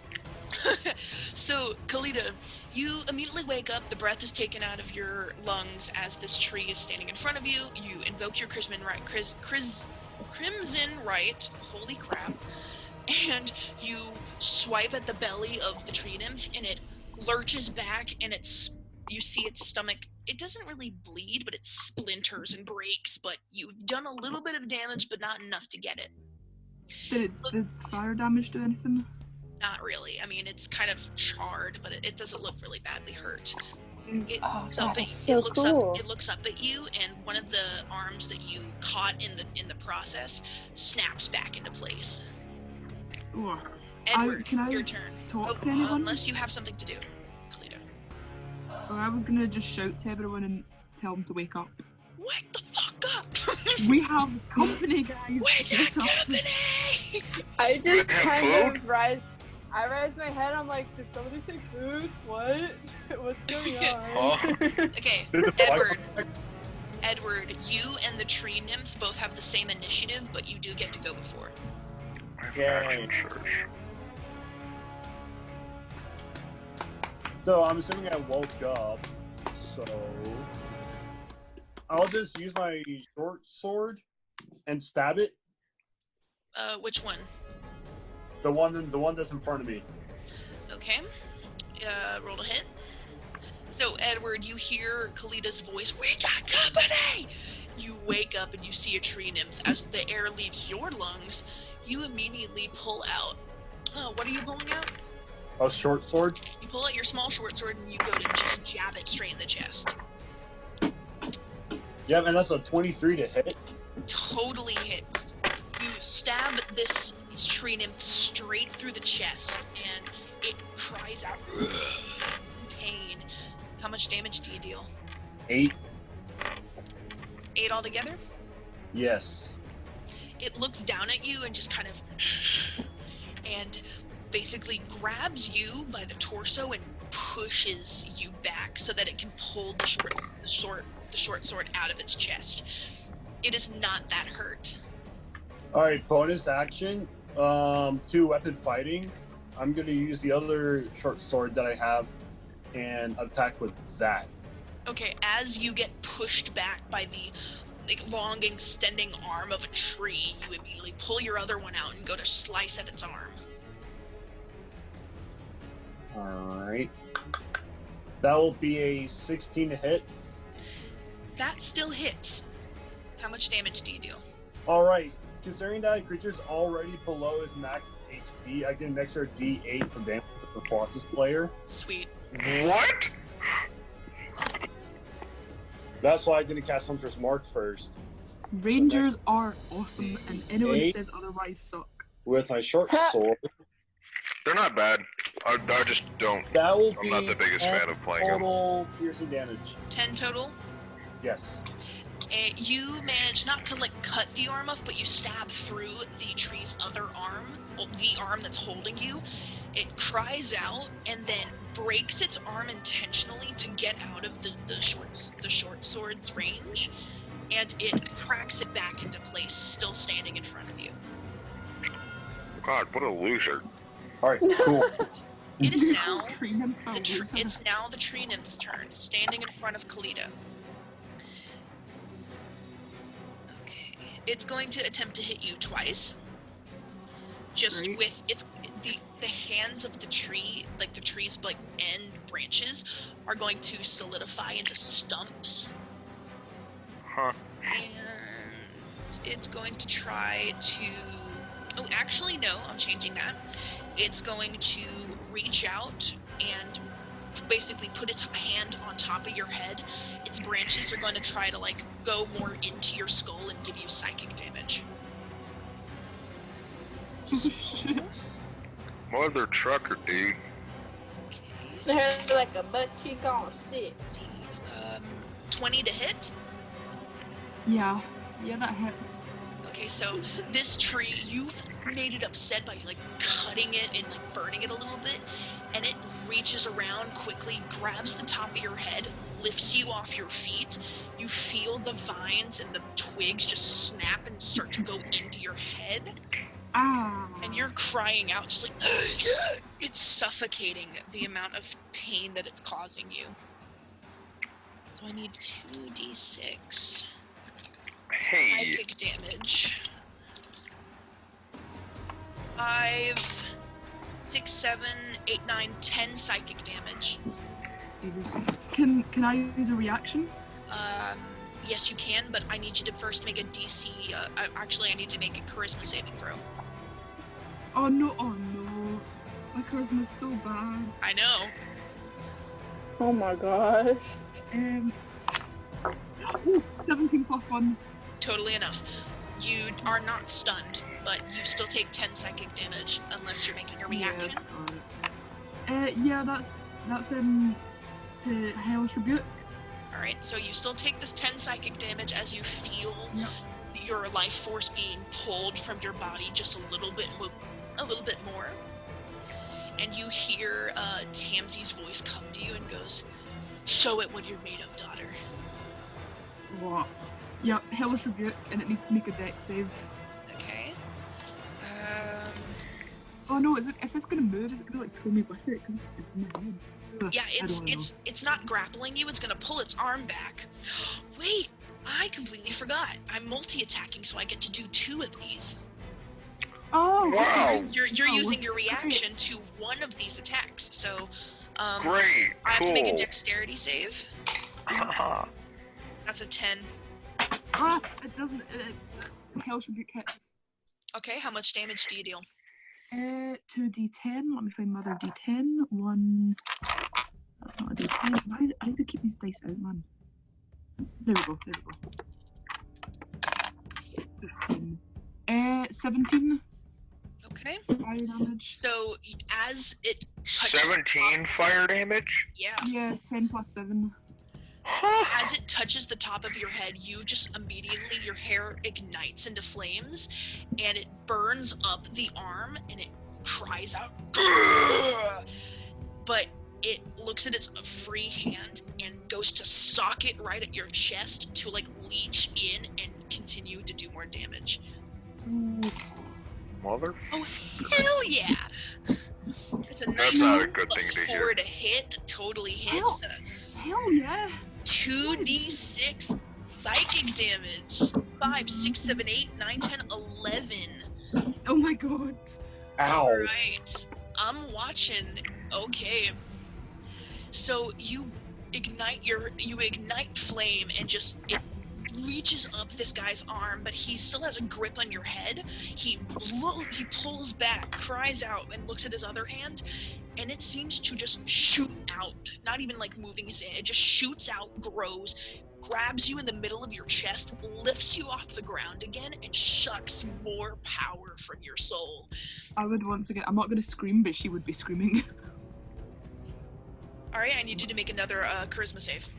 Oh my god. How about we don't do that? Oh. Is 12. You almost got it. Oh, It was a 13. Oh no. You are stunned until the end of your next turn. Oh, my next turn, actually. So let me double check what that does to you specifically. You can't move or speak. Okay. She can still attack though, right? From what I can Well, I can't attack if I can't move, surely. Shit! Okay. Sorry. A stunned creature is incapacitated, can't move, and can't speak, only falteringly. The creature automatically fails strength and dexterity saving throws, and attacks against Kalita have advantage. Shut up. What? Oof. Also, Getting you can't take actions or reactions. Yeah, so you can't attack. You can't do anything. So I just gotta sit there. You just feel Just so shit. much life force get drained from you, and it drops you onto the log you were in, and you just kind of oh god. And the next tree nymph that is in front of Edward is going to use thorns. You've stabbed it in the arm and you've kind of pissed it off, and it's going to just kind of do like the bodybuilder like front kind of flex of muscles, and thorns are going to pike out of its arms and hands, and it's going to rear back and go to punch you in the side of the face. Ow. Well, depends if it hits, though. Dirty 20 to hit. Yeah, that hits. So that's 2d6 plus 3. Oh, I'm not wearing it. Oh, no, I'm doing 2 weapon. I'm not wearing a shield. Oh, I could have gave it disadvantage as a reaction, but I'm not wearing a 6, shield. 7, 8, 9, 10 piercing damage. Oof. So it grows thorns, just, and it, boom, hits you right in the side of the face, Edward. Planetary devastation. Arco. Nice. All right. Wait, did you say planetary devastation? Yeah. Vegeta looking. All right, Zoe, it's your turn. There is a tree. There's not a tree nymph in front of you or Bennett. It's in front of Cree. So I would say it's about 15 feet away from you. Ladies Wait, and whose turn is gents, this? this is the moment you've It's been waiting Squee. for. Oh, Squeeze turn? Wham. No, I didn't hear you. You said Oh, Squeeze turn? it's Squee's turn. There is a tree nymph in front of Cree, in front of Kalita, and Kalita's just been like siphoned energy into one of them, and You Edward's should been probably focus on the Kalita tree nymph. After hearing the cries of pain, actually, it's no longer Squeeze. Zozu just takes over Squeeze's body, or Squeeze lets Zozu take over for just battle purposes. And he just wakes up, stands up, and I'm assuming they're distracted, so I'm going to shoot my short bow at the one that's at Kalita. Okay. I don't want to be. Roll to hit. So as Kalita, you feel yourself drop into this log and like up against the tree that you were just like sleeping on, and your eyes just kind of like lull to the side, and you see like Squee just kind of like crack his neck to the side, and it comes back around, and it's somebody entirely different. Oh shit. And so he pulls out an arrow and he knocks it and he pulls it back and he lets it go. Roll to hit. I don't want to be that guy, but when he said wake up, and then jump up. 16 to hit. Totally hits. This arrow comes straight for the back of this tree nymph and sinks in pretty good. And because he is distracted, I get sneak attack on it, so I get extra 2d6. I don't want to be that guy, but when Squee, when Nolan said wake up, stand up, my brain went wake up, stand her up, jump around, kick. I thought you were talking about Chop Suey. There'll be 13 total piercing damage. Jump up, kick around, and spin. Deep into this guy. He looks really hurt, guys. Just from what Kalita's been able to do to him, it's looking pretty bad. Then I will use bonus. Wait, is there a druid? Is there a tree nymph near me? No, there's one 15 feet away from you that's in front of Cree. Okay, I'm going to move over behind Edward and use bonus action hide. Bonus action hide? Alright, yeah. Roll stealth for me. Oh, that 20. Never mind. You are completely invisible to every single tree nymph. Is that your entire turn? Yeah, that's it. Zozu straight up went wing and disappeared. Cree, there is a tree nymph standing in front of you, and its arms seem to be getting bigger by the second. Can I use necrotic grasp? Yes, you can. Is that a touch? Yes. Alright, so you'd be getting into his melee range and everything. So Cree stands up and immediately just grabs onto the arms of this tree nymph. Is there 2 or 3 tree nymphs? There's 3. Okay. Oh wait, hold on. I need to roll to hit, right? Yeah. Yes. Why? It's a 2. Oh, fuck. No. You grab this thing and it immediately like over under your hands and shoves you against the tree, kind of cracks its neck and goes into like almost harder, like, Daddy. It's gonna start like fighting. Oh god. Cree, do you have a bonus action you'd like to do?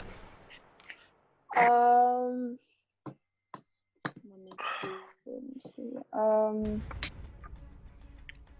Actions. The only thing I can do is 2-weapon fighting. I'd like to pull out. Oh, 2-weapon fighting is 2-weapon fightings is if you make your main action for 1 weapon, and then 2-weapon fighting gives you a chance to use another weapon. That's bonus action. Alright, ooh, can I use my cardboard tomahawk? If it's a bonus action? Does it have a bonus action thing? A cardboard, huh? I don't know where to look for that because I looked in the bonus action thing and the only thing it says actions in combat is 2-weapon fighting, so that's like the only thing I see in the bonus action. Yeah, you don't have a bonus action. Your action was to try to use Necrotic Grasp and you failed. So you're pushed up against a tree. I guess that is your turn. It is now the tree nymph that you just pissed off's turn. Damn it, I want my turn because I just figured out what I'm gonna do. You're right after this tree nymph decides to beat the crap out of Kree. This tree nymph is gonna multi-attack you just because you've pissed it off now. So I have to make 2 beguiling touches, so it's gonna be using the same thing that it used against Kalita. You saw Kalita become almost immediately incapacitated by this tree. Mm-hmm. That is going to be a 19 to hit. It hits. As well as 14. 14 doesn't hit, because my Okay, armor class is 15. So this first one does hit you. And 5, 6, 7, 8, 9, 10. You take 11 psychic damage as it grabs the top of your head, and you feel the splintering and the vines just seep into your pores. You hear Walker's voice, but it's marbled and very not real. You are a disappointment to your clan. Oh, no. Sounds like a loser's talking. And as the second arm goes to like lift you into the air, you immediately grab it with one of your hands and are just like holding it away from you. Big talk for a small with a small cock. Alright. Bennett, it's your turn. What? Okay. So, to start, how far away are all the trees from me? The one near Kree is 15, the one near Kalita is 30, and the one near Edward is 15. Alright. There's not one. The ones that are near Hagwin are 15 as well, so you both are on opposite sides of the camp. So there's 3 trees. 3 trees. One near Edward. One near Edward, one near Kree, one near Kalita. Kalita is incapacitated. Okay. I'm gonna throw my hand axe at the one by Kalita. Okay. So, Bennett, you've just come back from this very jarring dream of yours that you thought was good but realized was bad. You got brought back to reality by actually Agnes, like true Agnes. And you pull out a hand axe and you see Kalita, also her head lolls to the side and makes eye contact with you, and you end over end throw your hand axe. Roll to hit. 25. For sure hits. 25, so that's 1d6 plus 4. It's 8 slashing damage. Okay. And then I'm going to use 2-weapon fighting. He's looking fucked, guys. The one in front of Kalita is like falling apart, and one of its arms is falling off because of the hand axe. The hand axe cut off the arm and then landed in the tree just above your head, Kalita. I'm going to use 2-weapon fighting. Okay. And throw my dagger at the one by Kree. Okay. Does a dirty 20 hit? Yes, obviously. These guys are so easy to hit, but they're super strong. Actually, they're not strong at all. They're just, I know how to use them. Sorry. That's 8 points of piercing damage on the one near Kree. Okay. So as the hand axe end over end cuts off the arm of one of these tree nymphs, underneath the arm that's outstretched that threw the hand axe, he tosses a dagger and it lands inside of the tree nymph in front of you, Kree. It gurgles and looks and then makes eye contact with Bennett. And then I would like to go to the one that has not yet been damaged. All of them have been damaged. I'd like to go over to the one by Edward. Okay. So, how far are you going? Within melee distance, so... Okay, so like right in front of it. Yeah, joining and then, Edward, trying to help him out. And then I'm gonna use Action Surge. But you already used your bonus action. Oh, there's a bonus, right. Wait, yeah. Alright, so then... You did move. I'm gonna move within 10 feet of the one by Edward. So not in melee range, got it. Yeah. Everybody should be grateful Hagwin is last. It is his turn. Grateful that he's left. Cleric, people. Oh yeah, we said This cleric. is why we need to heal her.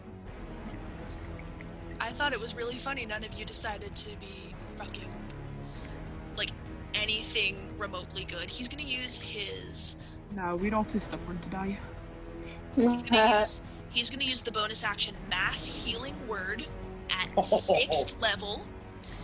He's gonna look around, immediately make eye contact with Kalita and go, I got you, girl! Guys, he's an idiot by all accounts, but he has actually got a lot of common sense. It's like Sakura. Yes. He may be an idiot, but he's not stupid.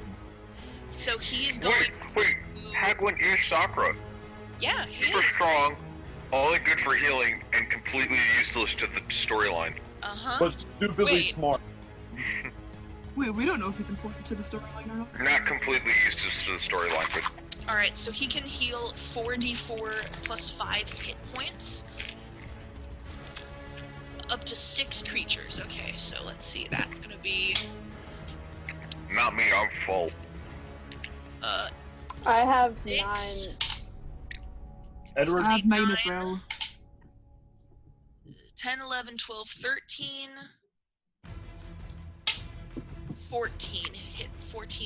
19 hit points that he can heal. So...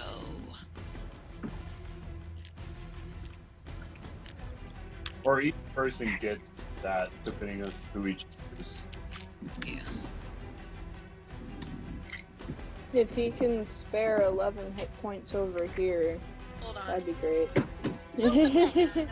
No, he can choose who gets all 19, depending out. So he's going to heal. Where's my account? There it is. He's going to heal Kalita for 10 hit points. Oh, nice. And he's going to heal Kree for 9 hit points. Alright. Well, person gets that much, like it's 19 or whatever it was, Nice. with math word. Let me see. Up to 6 creatures of your choice that you see within range regain hit points equal to that. So it's up to 6. So I think I have to divide it against 6 people. No, what I'm trying. Ow! What I'm trying to say is, like, you can pick, like, Kalita, Kree, and Edward, and so on. They all get the 14, whatever it was. So they all get the 4d4? Are you sure? Yeah, I'm pretty sure it works like that. Okay, Because well, I it didn't guess say then... it didn't say divide as you choose. It didn't say that. It said each Okay. creature. So, Kalita, you get 10, and then you'll get another 9, so I believe you're at 29. 28, but yeah, 28, still pretty 28. Alright. So am I back at 9, or...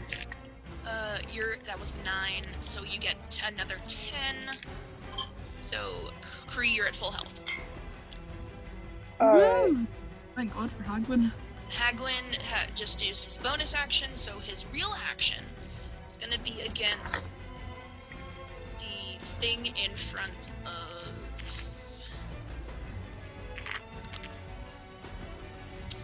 I guess I'll do the one in front of Kalita, because Kalita's still incapacitated until the next turn. He's going to use the spell, because he has some spells that are good. Beautiful. Do I have it? I already used a 6. So I'm gonna have to use... Where's my inflict wounds? I know. Where's my inflict wounds? Guys, you have no idea how many freaking spells this man has. A lot. So many. He's gonna use inflict wounds at 5th level. And he's gonna use his full movement to pass towards you, Kalita. And he's gonna get in front of you, because there's a little gap. And he's going to put his hands on the chest of the tree nymph in front of you. Oh god. And 7d10 damage. Ooh, does he hit? Have to see if he, yes. Holy fucking shit. He's got to roll to hit. Ooh, come on, please, please, please. Okay, just enough, thank God. He rolled 3, but he has a really big plus. Alright, thank God. Okay, 7d10. Come on, come on, come on. Okay. My brain spaced out. All I heard was 7d10. Yup. Yeah. 3 force damage, I think. Ow! And it's at the tree nymph in front of you. It barely needed any of that. Kalita, as you are still incapacitated, you see Hagwin run full sprint towards you, put its hands on top of this tree nymph, and call out like some really random words that are not coherent at all for any of you. He's speaking a totally different language. The tree nymph just immediately like splinters, crumples, and turns into a pile of wood. One of them is down. Now we got wood chips for Am a I fire still later. incapacitated? It's dead. You're not incapacitated. You just feel your soul like kind of bolster itself up again. You are at the top of the round, Kalita. I'm gonna turn to Hagwin. You're braver than you look. I'm dumber than I look too. I have a couple questions about these things. How far away are the rest of them from me? From you, 15 and then 30. The one in front of Edward and Bennett is 30 feet away. Cree and the one that is next to Cree is 15 feet. What is their movement? They can move.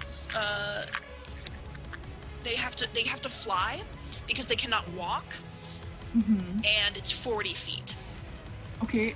Do they have blood? No, they are trees. Okay. So They have that weird juice stuff that like photosynthesis. as my action. Wait a minute. I'm gonna make sure I get this right.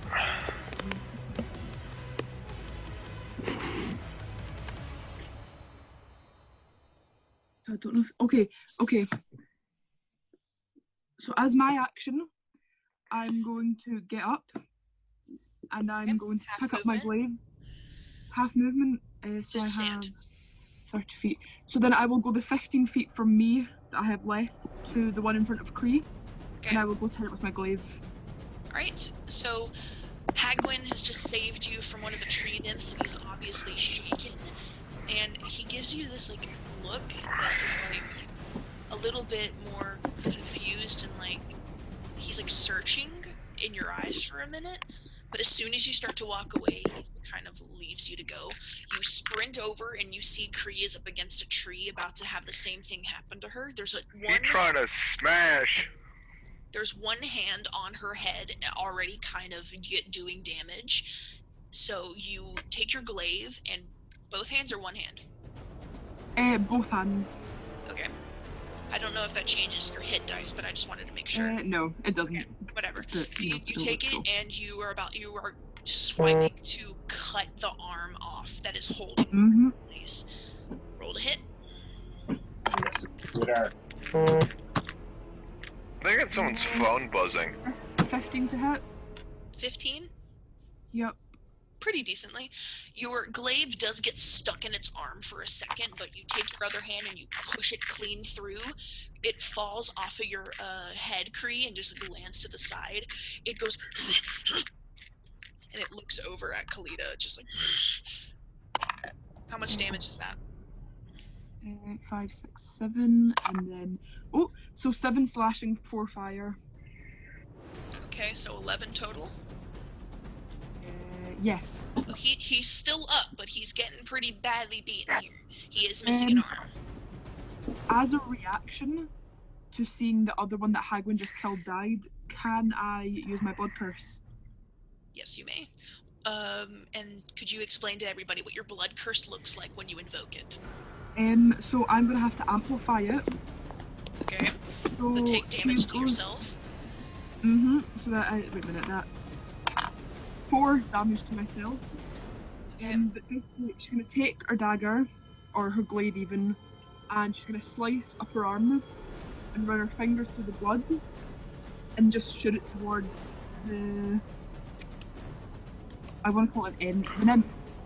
And like those the dragons that can shoot blood out of their eyes. Yes. Yeah, I think Nolan's using his phone, and so it's vibrating. No, I'm not using my phone. Oh. It's mine. I knew it. But it's not constantly vibrating. No, it's good. Do you have to do anything specific, or does it just take damage because you invoked it? That it gets up, and I'm gonna, because I amplified it, it can move half its movement towards the one that's attacking me.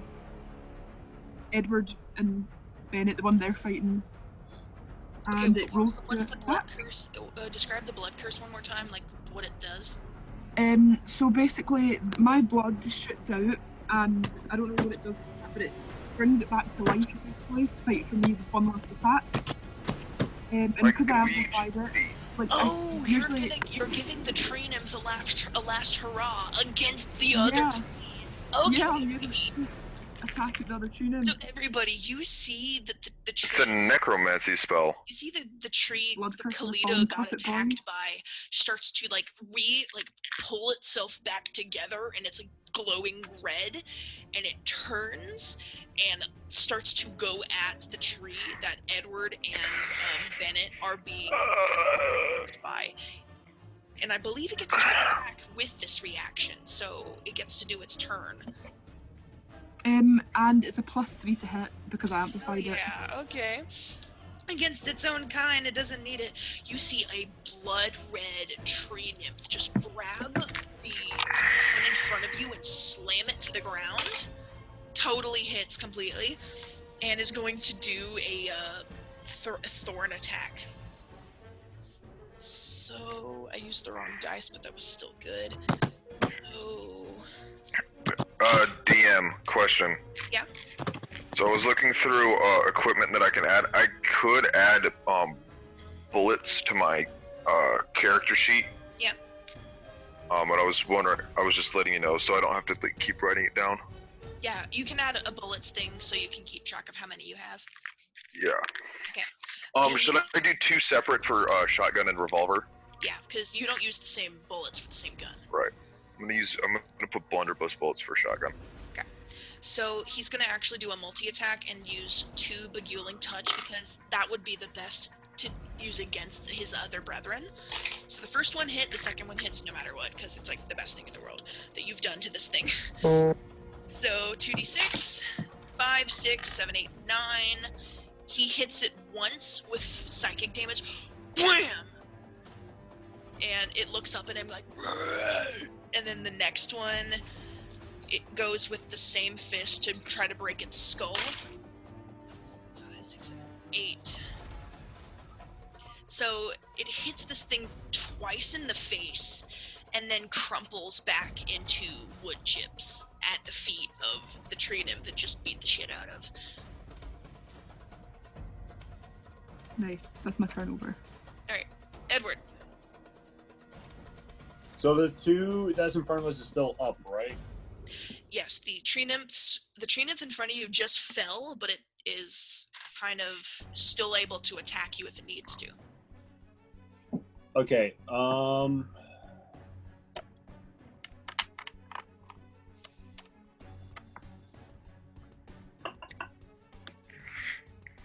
okay, cool. I'm gonna use bonus action, use Zephyr Strike onto my short sword. Okay. what it does is that until the spell ends, movement doesn't provoke opportunity attacks. And once before the spell ends, I can give myself advantage on one attack roll. And I deal 1d8 of extra force damage on hit. Whether I hit or miss, my walking speed increases by 30 feet until the end of that turn. Okay, so, Edward, you just saw a tree nymph come back to life, but you recognized Kalida's blood magic and start to attack the other one before falling back dead. The tree nymph that just got his ass, like, beat is looking pretty fucking bad. And he looks over at you, just like, starting to get back up. Roll to hit and all that junk. So this is actually kind of, like, really fun. Where'd I put it? Where'd I put my D20? 17 to hit. That definitely hits. So describe what you're gonna use. Describe what you're doing to like hit this thing. So I got a bunch of dice I need to roll.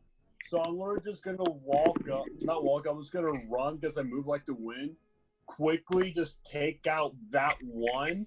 I'm like a bird, only fly away. Oh my god. I'm moving like the wind, literally. So I'll go up. I'll just quickly end that tree guy's life and use my extra movement, whatever 55 movement I have for that turn. Go to the tree that's by the tree. Okay. Do I have to roll for damage? If it's more than 17. Because I can do d8s because of the Colossus Slayer. Because he already took damage, plus a short sword, plus the right. There's only one way to find out. There's that, and also there's Deadpool music is playing, guys. That will be nice. 13 damage in total. Oh my god, okay. So it literally is like it's splintering and it's falling, but it's still standing. So literally holding on by a thread. But it's gonna fall, and because you've kind of just gone at it so hard, it takes the rest of its damage falling. It's dead, guys. And I'm by the tree nymph that's by Cree, so there's 2 left, right? Well, 3. There's 1 left, and it's right in front of Cree. Oh, there's 1. Okay. 1 left.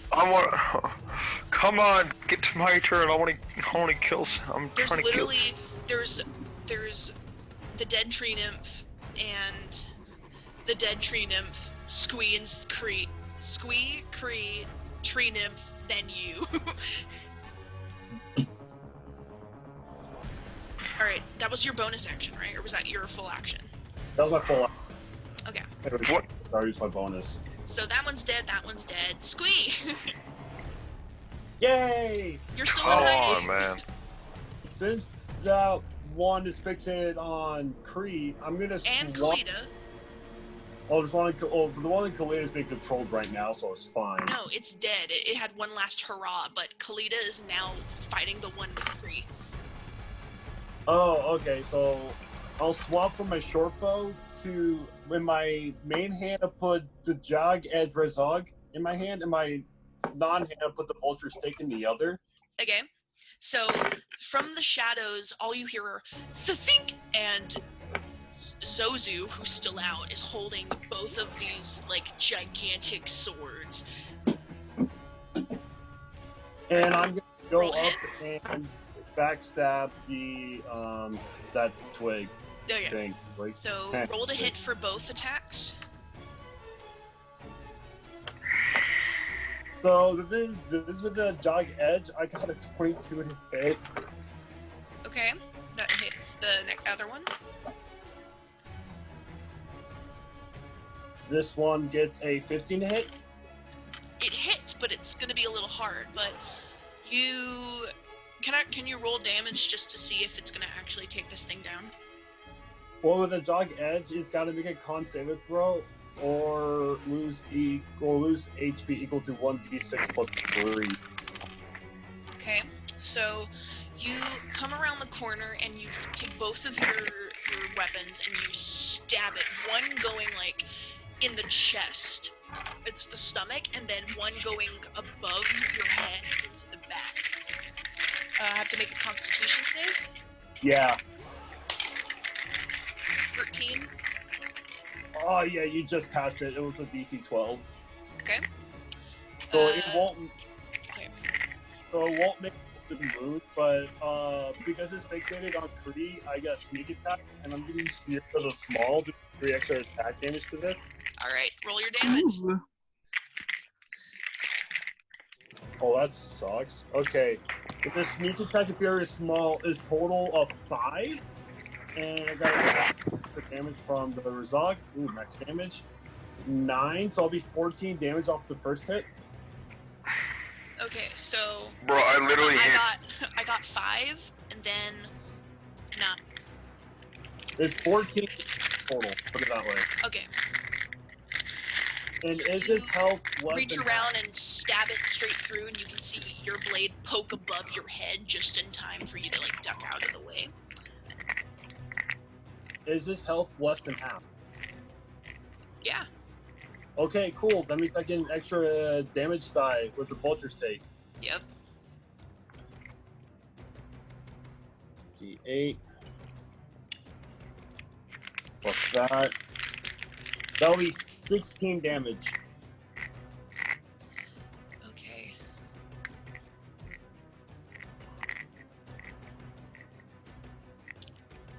Squee, how do you want to do this? Bruh. Yay, but one I of know the shits. as a rogue. So after the first hit, I bring the guy just goes down, and I kind of did the whole Naruto thing, forbidden jutsu, 1,000 years of pain to go right up the butt. Oh my god. We like embed his swords into the trident, and he steps back a quick second, and he makes a few hand motions, and then right where the butt should be, but it's just like bare. Like he has nothing to offer. And that's when Zosu goes back to Squee. okay, so everyone sees his head like roll back, and it's Squee again who like moves out of the way. This tree thing splinters, turns into sawdust, and falls to the ground. We're gonna keep combat order for reactions. Kree, I need you to make a perception roll. Oh fuck. Oh crap. Another one. There's a fucking bear. No. It's an owl bear. Is that, wait, did you say perception? Perception. I gave So myself is that like also a passive 2-1, wisdom? so I was like, well, that's great. It just a perception, like regular, like skill check, not using your passive and stuff. Actually, what does all the passive things mean? That's just like in combat, genuinely how well you're able to see things. Oh, alright, so, I got an 11 plus 2 is 13. That's enough. It wasn't a high DC. You see, like, you look around really fast, and all of the things are dead. Deep breath, and just kind of, okay, I feel good about everything now. And you notice behind a tree, behind Bennett, actually, there is a staff leaning up against a tree. Huh. Do you go over to it? So I'm not held against the tree by the end thing? No, You okay. are free falling. I would like to go up to it and possibly ask Hagwin if it's his or not. Alright, 1 second. You walk over and you see what you have noticed in folklore as being a part of the Grimvon family over in the place that you call home. This is the staff of the Elder Tree. Now, the Elder Tree is in a very specific place of Grimvon that you've never been to, but it's been told throughout your tribe. It's carved from the wood of an ancient, gnarled elder tree, and it is a quarterstaff, basically. You can feel from just holding it that it radiates magical druidic energy. And as soon as you touch it, the wood creeps out and wraps around your hand, and you instantly feel yourself become attached to it. You now have a Staff of the Elder Tree. Woo! Oh shit! I Asu. was gonna go ahead and say Mario was asleep the entire time. Yeah, he was living his life. Still snoring. Living So this. is everyone He's doing the in crab this, dance in his dream. is everyone in this like wee bit? Everyone's what? Is like everyone in like this wee camp bit still? Yeah. Yeah, everyone's kind of in a camp, like, roundabout. All you hear... Edward's a little bloody though. Edward Who was the a little hell is supposed to be keeping watch? Bennett and Edward make eye contact just kind of quickly. You two Hey, are banned from bloodied keeping up, watch dude. This is your ever fault. again. I mean, I am a barn owl. I probably should have been like awake the entire time, but you know what? Sleep is. I'm weak. Yeah. No, the only thing that was playing in the Mardus at that entire time was do do do do do do do do do do No, do. Oh The my Benny god. Huffington. The Cantina theme. Yep. It's a long, That's long beautiful. way. So from Hagwin Ooh. looks around at everybody and goes, "What the hell happened?" These dinglings weren't keeping watch. Do you want to know what happened in my head or what happened physically? Bennett, what happened? Nightmares. And then Agnes was there. But Agnes? wait, that's not all. It was an astral projection. But before it was an astral projection of her. Before that, Zoe was kidnapped by a snake in the basement. I saw what my future could have been. Slow down. Hagwin's face is like contorting almost, like he's trying to like remember something, and he goes, "What was that ladies you were talking about again?" Agnes? Full name. Agnes Leighton. Leighton, thank you. As I almost said soon Leonard. As soon as you say, oh no, oh no. Except Agnes and Reynard. As soon as you say Agnes Leighton, his eyes gloss over, and he just kind of goes still. He's standing up, but he's almost like incapacitated where he's standing. I Hagwin? think someone doesn't want things to be found out. He blinks really slowly, and when he opens them, they're still cloudy. I'd like to punch him. Oh god. Sure. Can Edward make a medicine check all over his wounds? Yeah. Because why not? So Bennett, you walk over. You don't even need to roll to hit because he's completely like all defenses are down. You just wham, and he snaps awake and he looks around and goes, "Holy crap! I remember." And he gets like really quiet and like looking around at everybody really fast, and it's just like You're welcome. I got a 17 on a medicine check. he's Sorry. not injured at all. Straight up just... Wake up, idiot! He backs Wham. up towards his tent and like grabs onto it, and he looks around at everybody. And Kalita, he makes eye contact with you, and he holds it. You okay? You said, what do you remember? You said you remembered. I remember who was on that mission with me. Do Was an it insight Agnes? check. And... Oh, God. Wait, everyone has to do an insight check or just Kalita, who's making Oh, eye goodness. contact with him. Bennett's just straight up, okay, and... I'm trying to bandage myself up as Edward. Okay. 14, 13, 1, 2. 17? He's not lying, but he's not telling the full truth of what he remembers. Ooh. What, I remember who was what do with you, what do me, you, and it was Agnes Leighton and these two sorcerer twins. I don't remember their names, but I remember what Ah, they look like. son of a nutcracker, I got it. I remember what they look like. Blonde, one was like bulky and big, and the other one was like scrawny and she. Got it. Yep. is that Kamila and Odo? Yeah, that.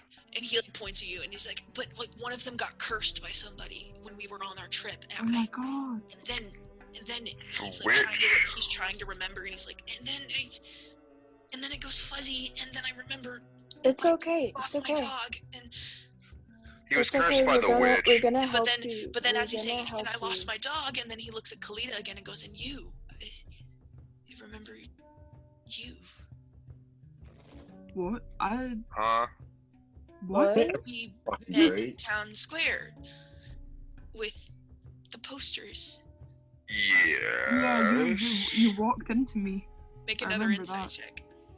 Oh my god. Insight was Oh, plus Val, 4.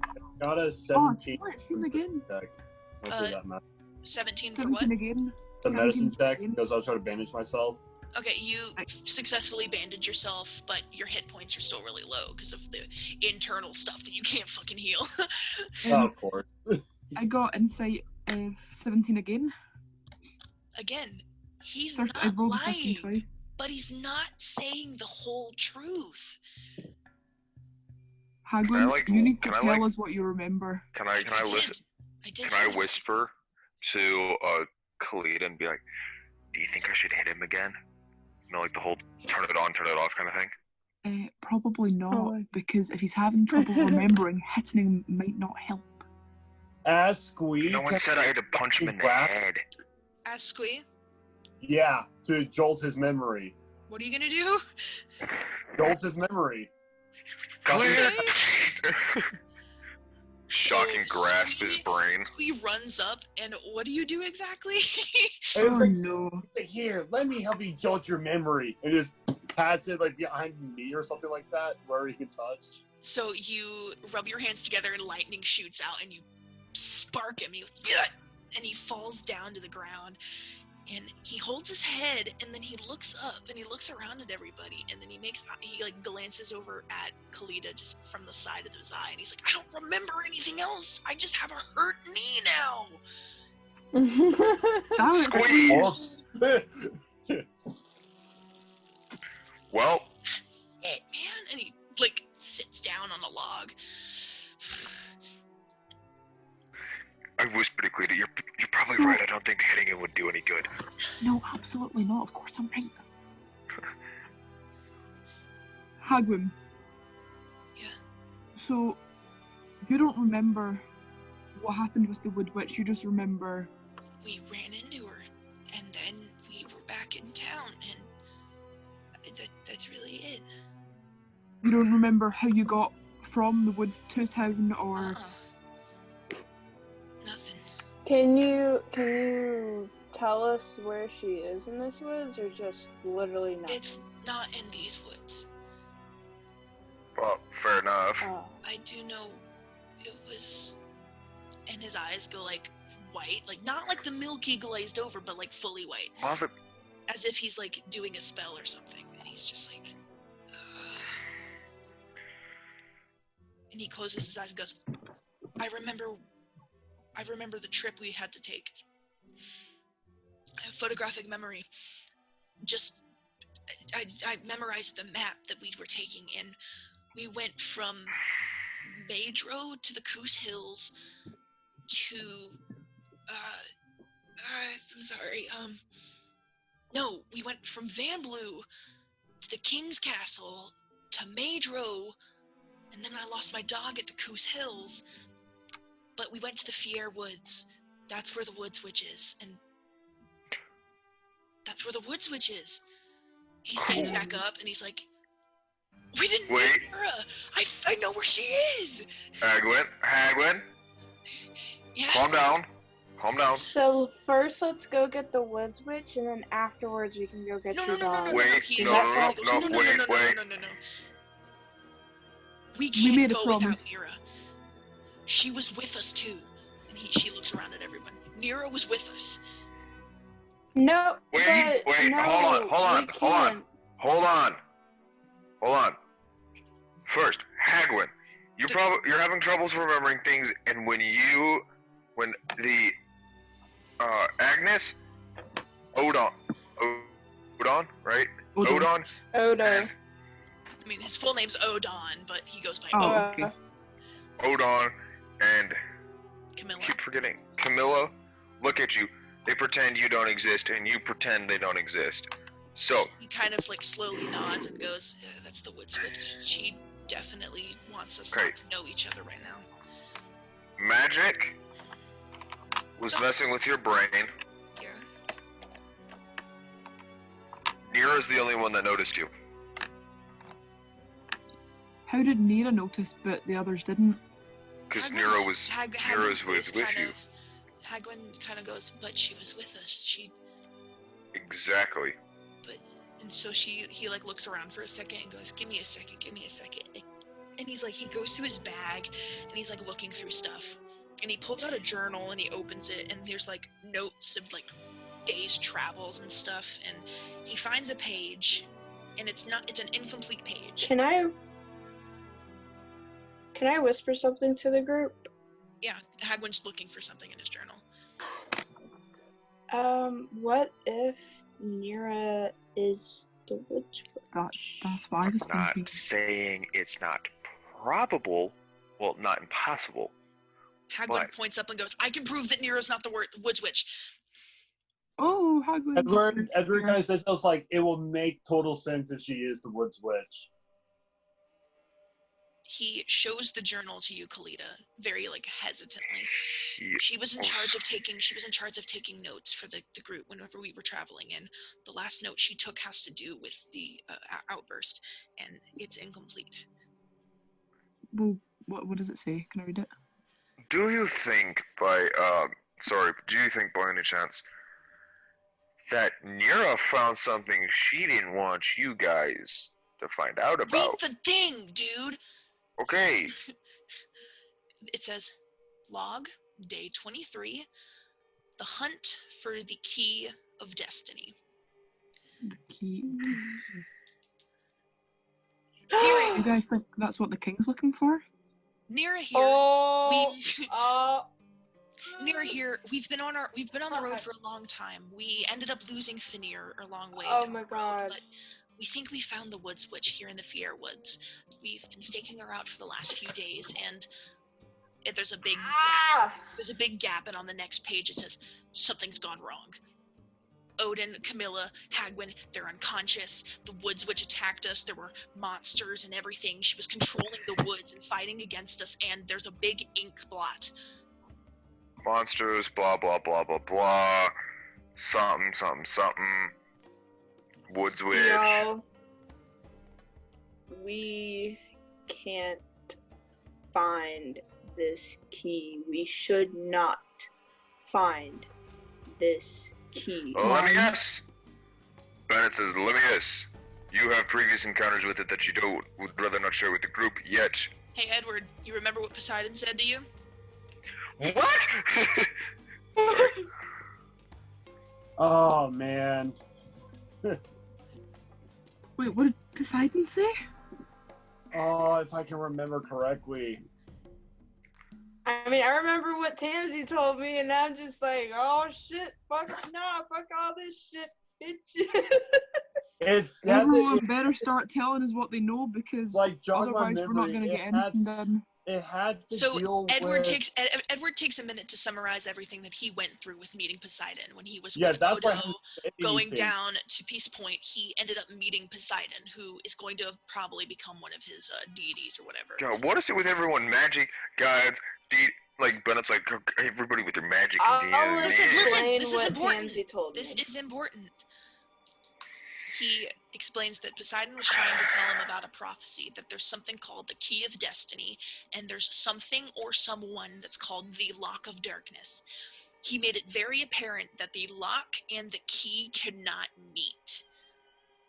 So it's Pandora's box. Ooh, no, well, and that's what Pandora's Tamsy told me too. It's a Pandora's box. Wait, sorry. Can I just say, Bennett reminds me of an old man, like, these kids with their deities. No, it's like magic and deities, because he is proficient in arcane, but he doesn't use any of it himself, so he doesn't quite understand it. So he's like, it's like an IT guy who has problem texting. There's more that Edward has to say, though. Oh shit, sorry, Edward. He goes and explains that Poseidon says that we should find the key so that we can keep it separated from whatever the lock is supposed to be. If we have it and we have it in sight, then we would be able to successfully stop whatever the apocalypse is going to become. Kree remembers from Tamsi the same prophecy being explained, but Tamsi was just saying to focus, don't let the key find the lock, like make sure they do not find one another, and she was very apparent about that. It seems all deities at this current moment have the same thought process, keep the key from the lock. What if Bennett, wait, can Bennett just like yawn and go like, what if we just straight up found the key and destroyed it? I want to do that. Kalita, you hear in the back of your head, if Bennett goes to destroy the lock, break his fucking nose. Duly noted. Also, Bennett, if he I tries to don't break think the that's key, a good if he tries idea. to break the key, shoot him on sight. Can I just look at Kree and just give her like a glance, like? The both of you heard it. Alrighty tidy. Hagwin Let me guess. Hagwin goes, and, well, I suppose that the key of destiny is the king's missing artifact. That makes sense. I mean, it would make sense. Hey, Maybe- great minds think alike. Squeeze in the back, just like, should I tell them? Should I not tell them? Should I tell them? Should I not tell them? Kree, you're being awfully quiet. That doesn't happen often, unfortunately. One of the items. Wait, guys, this is also very important. One of the items, yes, is made by Loki. Hot, get it, low-key! Oh, I'm just sitting here with the biggest grin on my face, guys. You keep going. You keep talking to one another. Loki. It's just, what is... Bennett's trying to wrap his head around it, like, what is this? Magic, and oh, but magic can let me summon guns. Squeeze. How do you He's having know- like this mental, he's like Okay, just guys, having this mental debate. I do want to let you guys know we have to wrap up this little tiny like camp conversation to be able to get to the next part of the story. Sweet. Oh, okay. Can I just ask Squee quickly? How do you know it's to do with Loki? I got 5 minutes for you guys before I'll cut it short.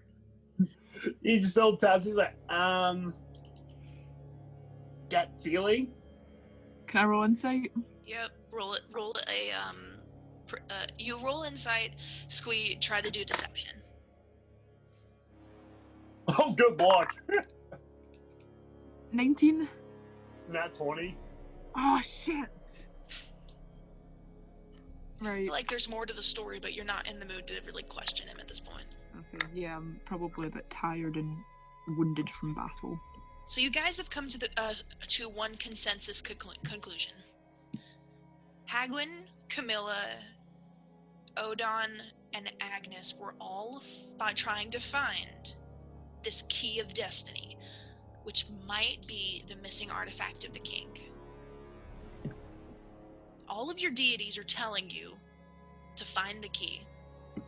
Except mine, because I don't have one. Yeah, to keep it safe. We're telling you to find Yeah. the key. To keep it safe.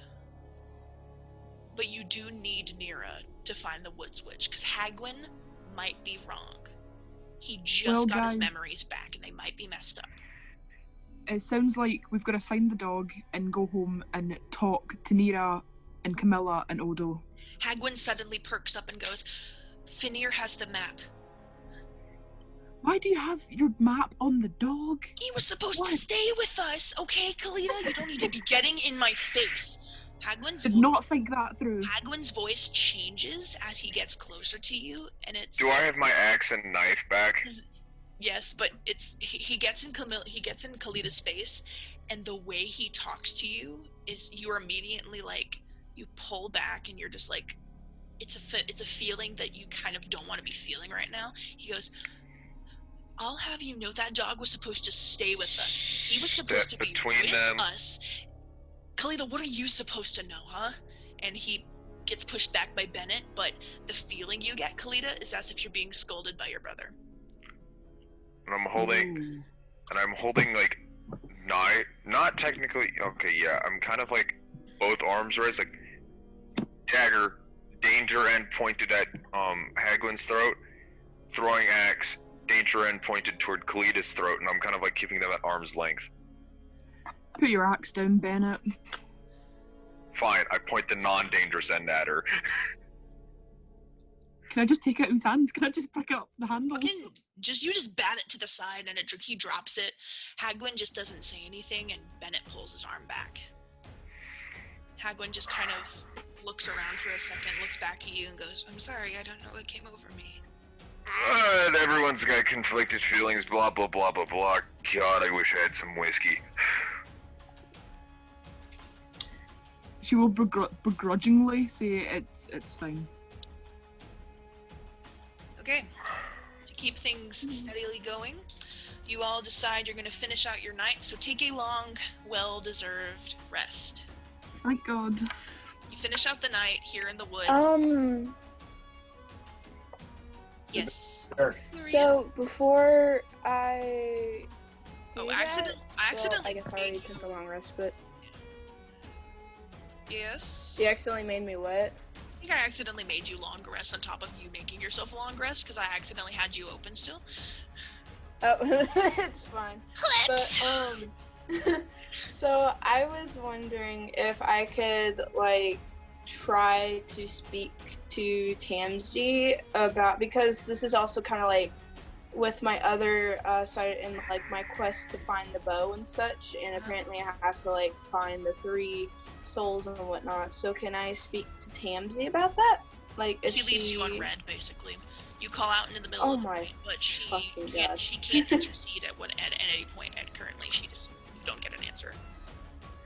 But Mom, I need you. But Mom, Bennett's going off killing people again. Daybreak comes and Hagwin wakes everybody up. He gives everybody food. He is ready to go. He wants to make sure that everything gets done today. That dog is very important to him for a multitude of reasons. Bennett's kind of like that one teenager who's like, is the sun up yet? Sees it is, and it's like, I have to wake up. Kalita, on your crystal, you get a message from your dad saying, break a leg on your adventure, and I know you already went, so I hope you had a good night's rest and everything's okay. Can I, oh shit, I'm able to reply? Yeah, it's like a text message, but it's in a crystal. I'll send back, yeah, going great so far, be back soon. Sweet. Hagwin recommends that everyone goes to the Coos Hills. This was the last place the dog was, and they didn't get a good chance to really search around and see if there was anything here. Right. Does everyone agree to Yep. Mm-hmm. And it's out here like, oh God, here we go again. Everybody doing okay? Wait, Are we in grasslands right now? Pardon? Huh? Are we technically in the grasslands, or is it more of a forest? You're technically in the grasslands, yeah. Oh! Okay. I think we need a well-deserved break from the fight, so you guys can go Woo, I'm gonna get some water. Yes. Yes. Be back. Nolan, can I keep you for a quick second? Yeah. I was gonna ask something like that. Hey, perfect. All right. Just the one I wanted to talk to, actually. So I'm gonna put everybody in the waiting room just in case they end up coming back before I'm ready. Okay. So I wanted to hear your take on the fight first off. Oh, the fight? Yeah. Well, like I said before, I never give people. No, I'm not looking for did you have fun? I said the fight was like completely fine, other than like the excess amount of talking from other people. Yeah. Personally. everyone kind of talks over one another, and that's why we started like 12 minutes late. My computer's being dumb, so don't mind me slamming on my computer. There we go. But nonetheless, did you have fun at least? Yeah. Because I know you're more of like a combat person as far as things go. I'm a little bit of a social and stuff like that, but I'm not like too like there. That's why I haven't been talking. Otherwise, we would have continued. No, yeah. It's just we have a lot of chatterboxes. That's all. Yeah, same thing with like I kind of already knew as Edward that I didn't like Mira at all, but I did the same thing because I don't have the proof. Mm-hmm. And so when I tried to send something, but I got caught up from other people. So yeah, I'll make sure to kind of. I'm trying to hunker down on people talking over one another, but everyone does it anyways. I can confirm that Nira isn't the Woods Witch. Hagwin was being like legit with that. Well, also I do know that Poseidon says, "Don't go on the hunt with Nira." So yeah. That already don't bring Nira until it's time to go for the witch. Exactly. And I forgot that my favorite, my natural explorer for the ranger class is in the grasslands, and I completely forgot about that. The Coos Hills is grasslands, but there's not really a lot going on here. You do get to use your survival and all your stuff in here to like show off to people, so that's what I wanted to mention to you. Oh yeah, technically I would have been alert, even though we were asleep, but I missed that. Yeah. I also forgot where what my thing was. Well. No, you're good. Alright, you go take your break. I just wanted to let you know grasslands are coming up so you can show off to people. Oh, I'm not leaving. Oh, no? Cool. I'm gonna put you in the waiting room, though, because I have to plan. Okay.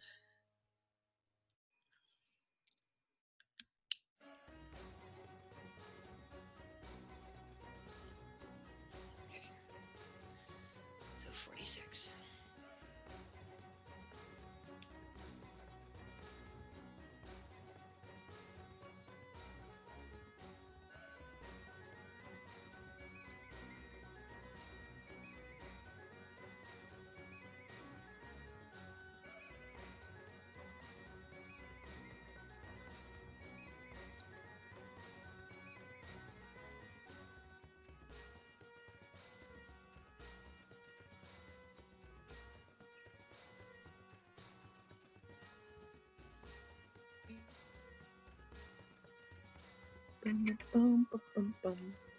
Yeah.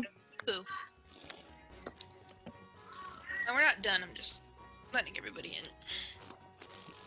How was combat? Oh, I was like, I hear random voices. What's going on? Combat was awesome. I was going through Snapchat, and I was like, I hear random voices randomly, but I got none of the story stuff. What's going on? Layla, you did enjoy combat? With my yogurt. Yum. It's like, oh, did we get any experience from that fight? Yes. Combat was awesome. Squeeze, 1,000-year repair Jitsu. He's got no ass to like go at you with, so. Well, he's also with his sword, so it's fine. Oh, hold on. Oh fuck! You guys get a good amount of XP once everyone comes back. This battle was labeled hard in difficulty. Oh, it's a good thing I got all my sneak attacks in.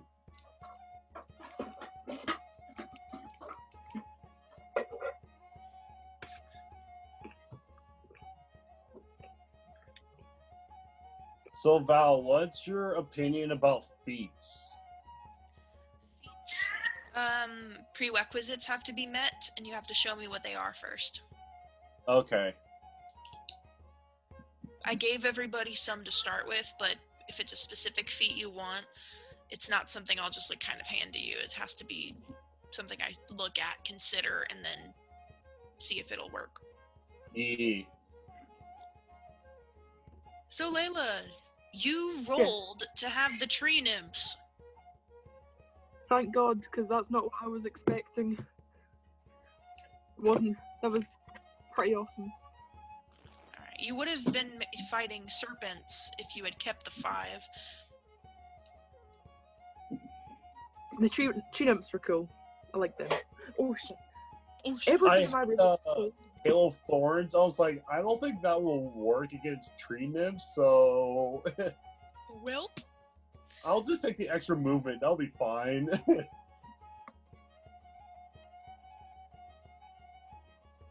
And I also realized it was also a concentration spell. The Zephyr Strike. That's amazing. I can't remember what alignment I am. Oh, I know what Edwards is. That's why I'm trying to be a smart ass with him. Where is it? I can't. Why can't I see it? Oh, Oh, wait, there we are. Okay. Oh, okay, okay. Yeah, I What, gotta Nolan? take no, sorry, I was talking to myself. Can I retrieve an arrow that I shot with Squee? How many arrows do you shoot? I only shot once. Yeah, you can get it. Yay. So I'm just not If gonna you shoot more than one, you get half of how many you shot. Okay, cool.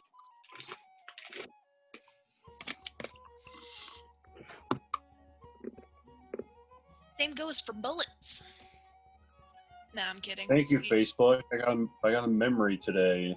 Not How care. depressing is it? I don't know. I got it. It just appeared on my phone. I'm proud of my dice. All my metal dice that come in are coming on Sunday.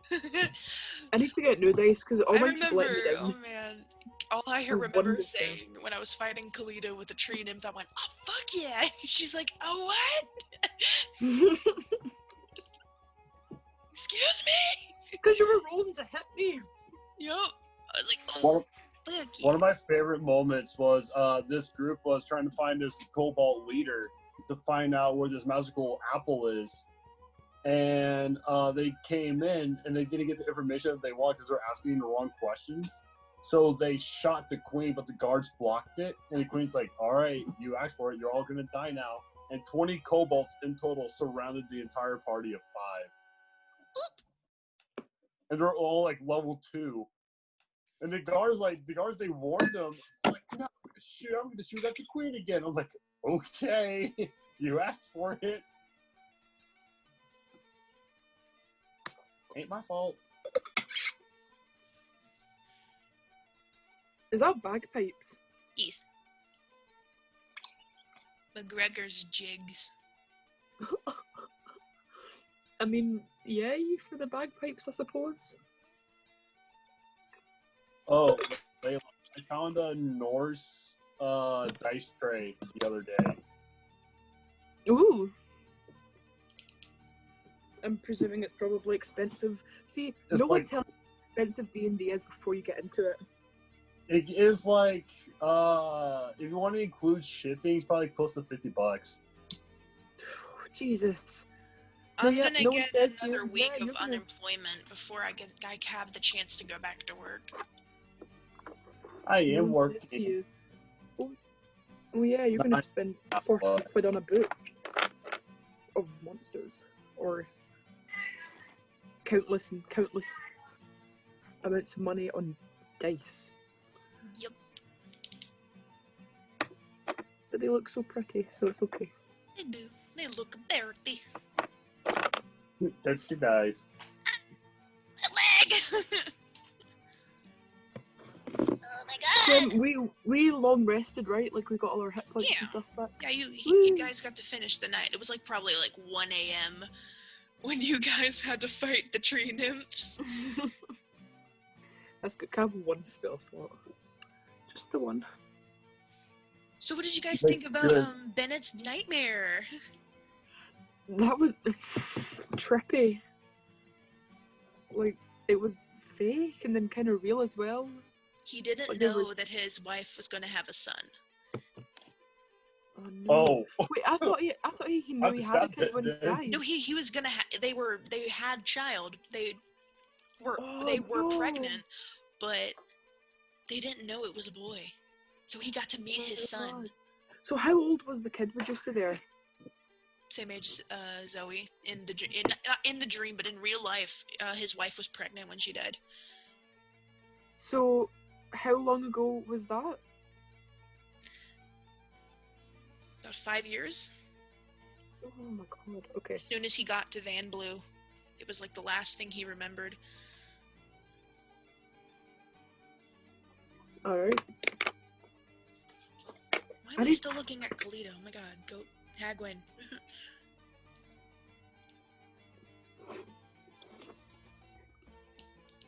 I'm updating my notes on everyone. Oh, yep. Notes are good. Okay, they need to come back pretty soon. I have Also, like nothing on Edward or Squee/Zozu.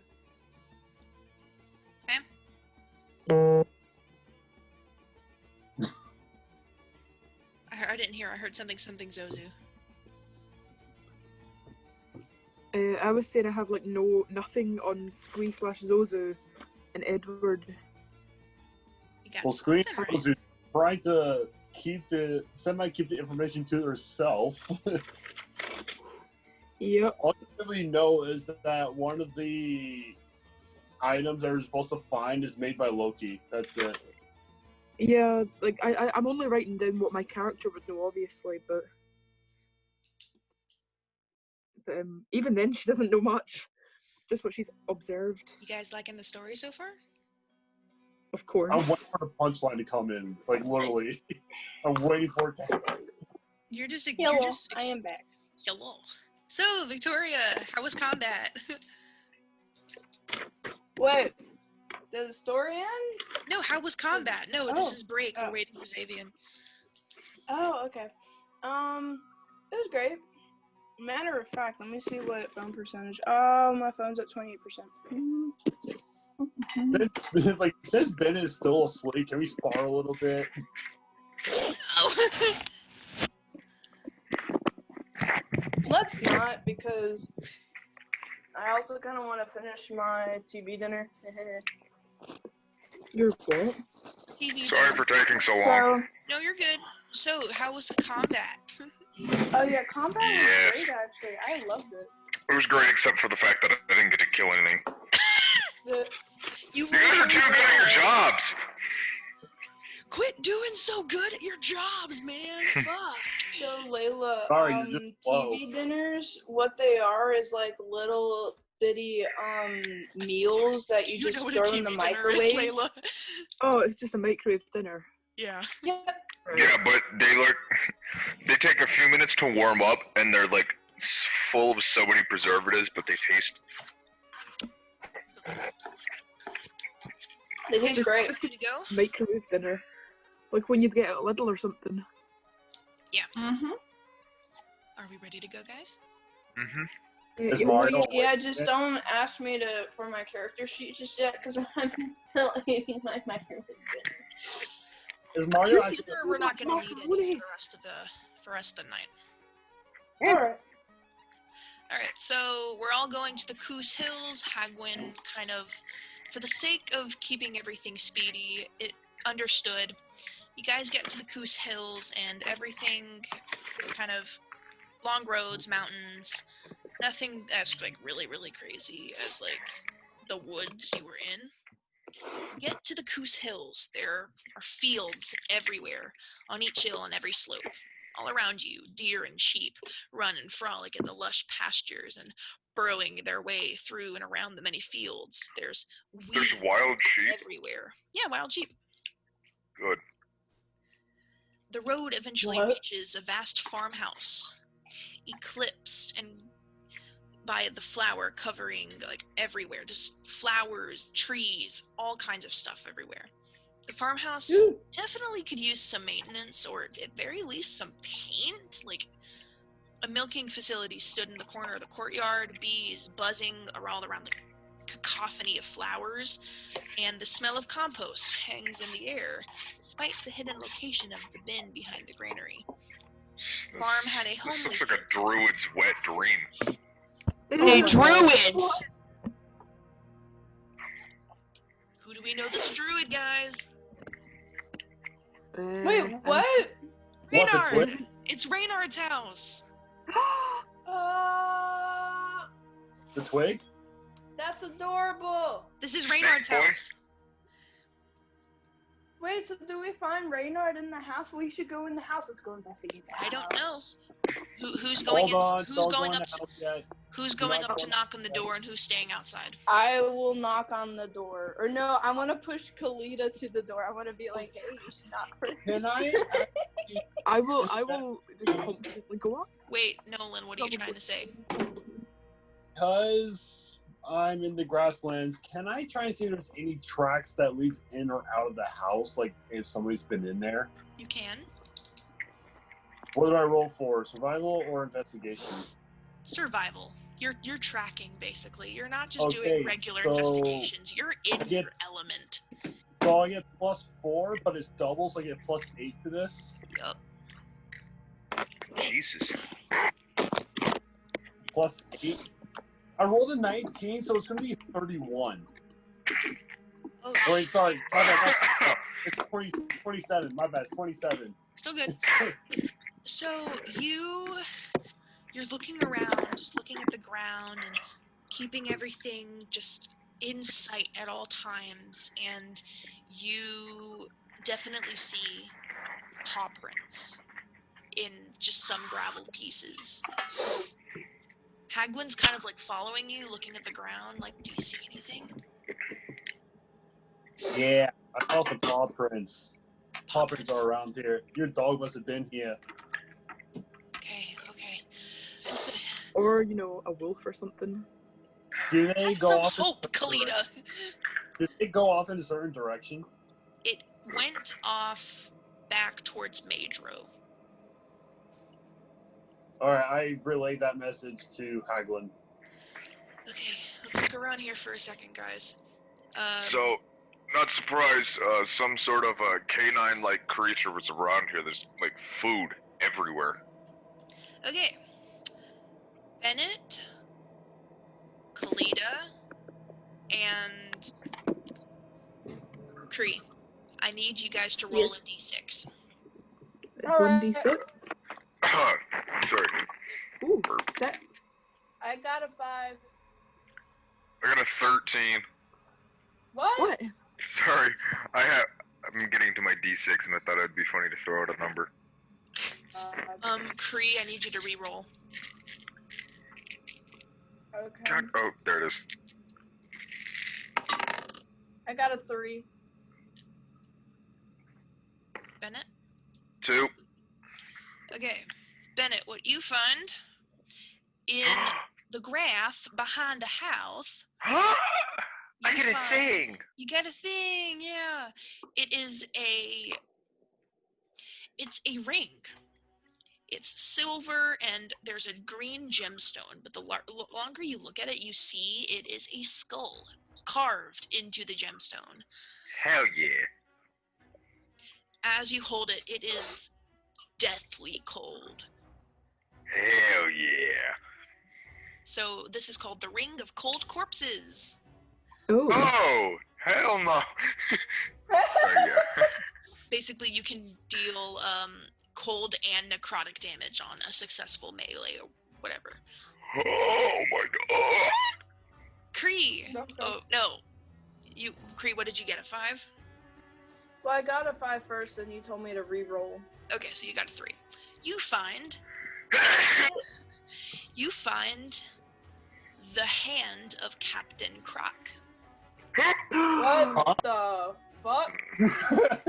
You immediately show it to Edward, right? He never really showed his actual, hands. He always had gloves on. This is a glove that is stolen from a different pirate. It is the hand of Captain Dreadclaw, but it's been changed to the hand of Captain Croc. It is a claw of a crab that it has leather bound to it that you can put over, kind of like Captain Hook, but it's just the claw of a crab. Mario immediately throws up into the bag of enchanted sand. I take off the bat, really, Mario? It's a claw. I just dumped out the bag. Don't do it in here. I'm sorry. Oh my god. And Kalita, Mhm. right at the base of these steps over here, right behind it. Oh no! Okay. Whew. Photo on accident. At the base here, you see what's called the Rancid Repeater. It is a really heavy crossbow, and it has a compartment on top that you can put the bolts into, and it can act like a machine gun. Oh. I bet Bennett's gonna try to steal that in your sleep. It's rare, so you're pretty damn lucky. Machine gun? Machine gun? He just starts crying. I missed everything before that but machine gun. Oh, it's a crossbow that acts like a machine gun for the Wouldn't bolt this it stuff has. Gas. belong to Reynard if we're taking it from his property? You don't know. Can I go knock on the door? Okay. Actually, Gasquee, can I just open the door using Mage Hand? Oh my god. Squee, no! Sure. He's like, what? I thought you were gonna go in. I just made it simple for you. I need to change the music.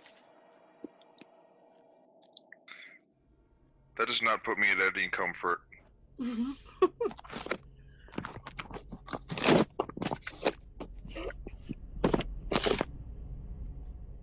Okay.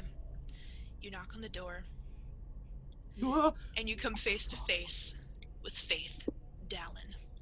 She's black, straight hair that clumsily hangs over a thin, sad face. Piercing green eyes. They're supposed to be green, but they're going to be yellow in the photo. Set asymmetrically within their sockets. Watch you attentively. Can I help you? Where's Reynard? Reynard is in town square. Are you okay? Yes, I'm fine. Are you? Sorry, okay? your voice sounded kind of dry. She is a half mummy. She's an abomination. Dead? Oh, she's dead then. Oh no. She's like I'm dead. What? Who are you? My name is Faith. I'm Reynard's roommate.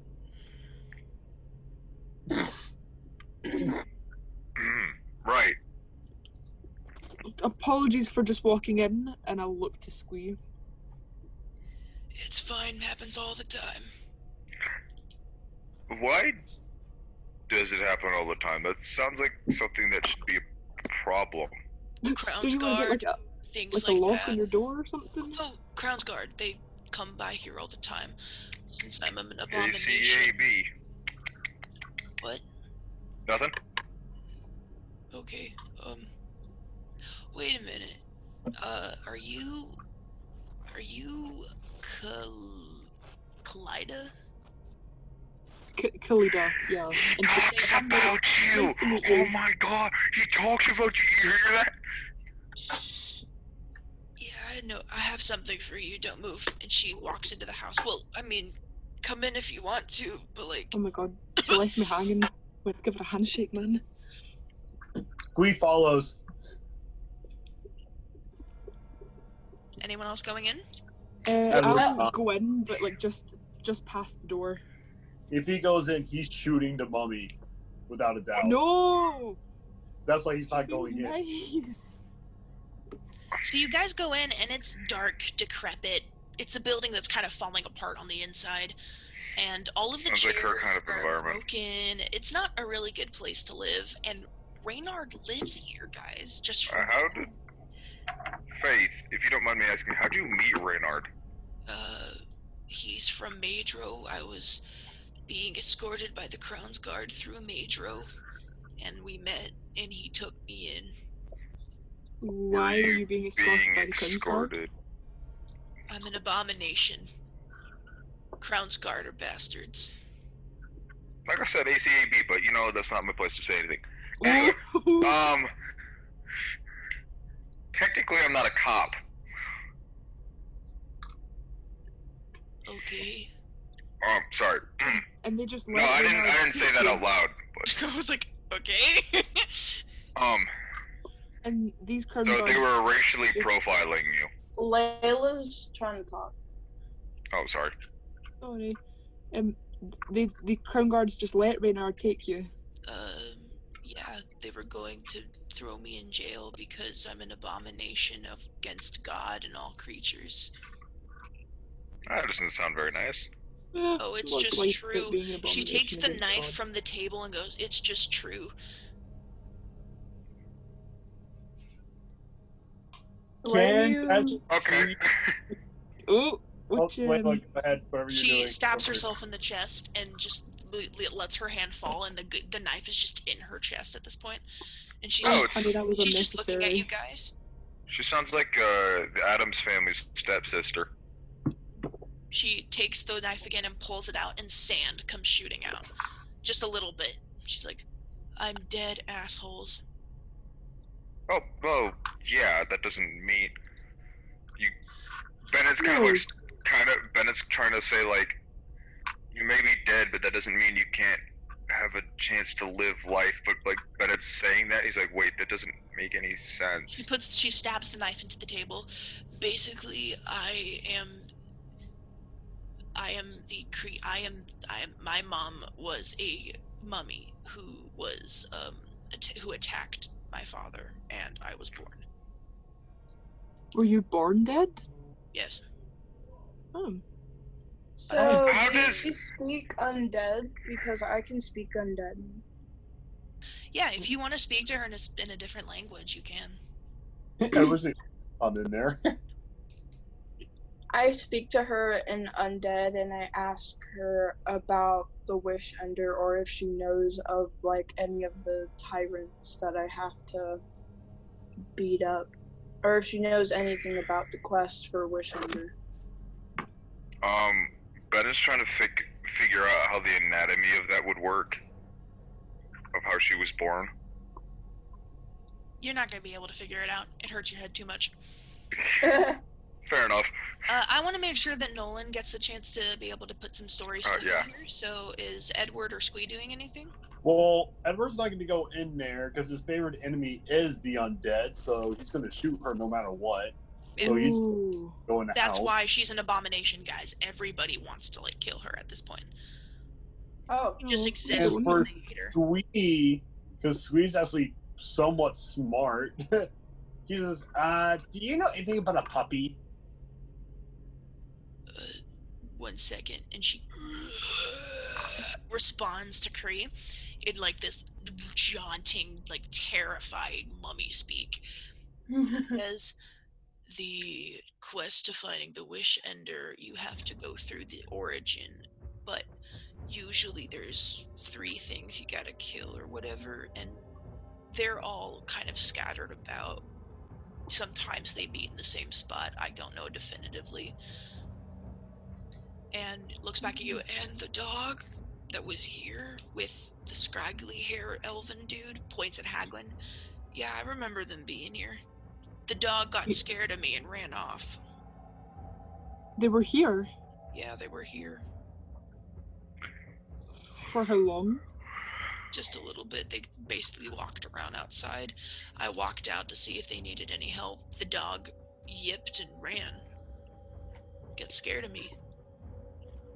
Which direction did it run? Back to Madro. Squee exits the room and goes back out to Edward. Okay, bye. Khalida. Wait, Thank you for information. Okay. Wow, no respect. I don't expect respect. Oh. Everyone deserves at least a little respect. You let random people into your house.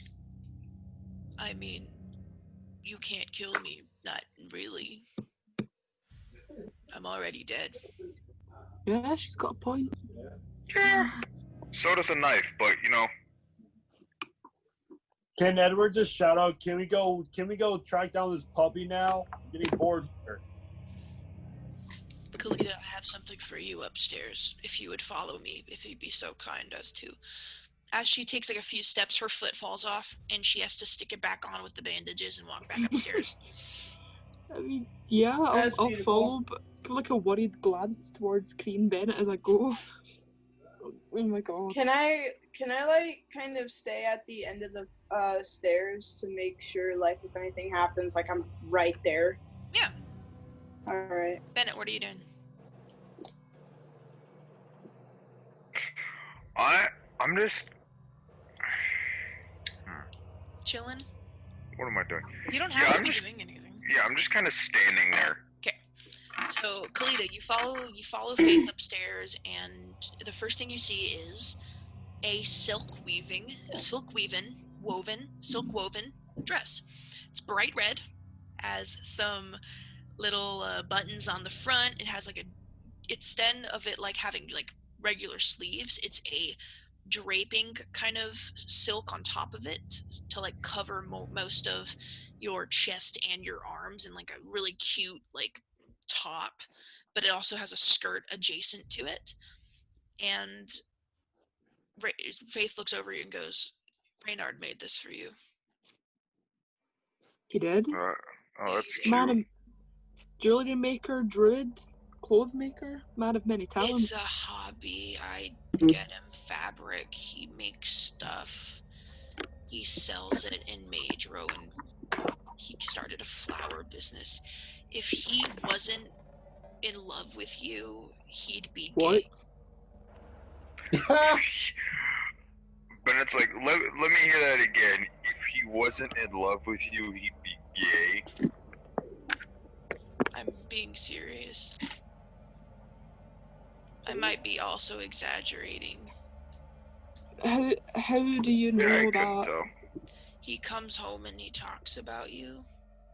He comes home every single time. He comes from the market, and he doesn't stay in Vandblu the entire evening either. So he comes here and he told me about you and how you guys met and how he gave you the jewelry that he made, and then he started making you a fucking dress. Like, I don't know. I mean, it's kind of sweet. He's not in love with you. I was being funny. He kind of makes people stuff so that he can somehow become closer to them. Being from Grimvon, nobody really likes people from Grimvon, so he has a hard time making friends. So he makes the kids in the town jewelry, and he made a tiny kobold kid a jacket a few weeks ago. Can I whisper to Kree? Zoe? No, Robin. He made Robin a jacket? Yeah, like a little cloak thing. Then a few days later, the kid went missing. Can I wait? Oh my! Really? Right, I gotta write that shit down. Bennett. Wait. Where did I put where'd my pencil go? No! Oh, they're right there. It was really unfortunate. He came home sobbing. He was so distraught about it. Can Bennett like lean to Kreese, like he's about to say, he's totally it. Reynard's totally, and then hear that and just freeze and go, wait a second. Yeah, Reynard came home and was like crying and so upset when it happened, because he was so nice to the kid, you know, made him a cloak, and that Robin was so excited to hang out with his little sister for the day. It was heartbreaking for him when he saw the kids go missing. Not to mention when they were found. Oh God, he did not leave his house for a few days. It was Yep. terrible. Bennett's like writing all this down in like a little pocketbook. Well, I suppose it must have been horrible. It was horrible for me, and I didn't even know the kid. Wait, Kids. so you said all of the children that Reynard made jewelry for went missing?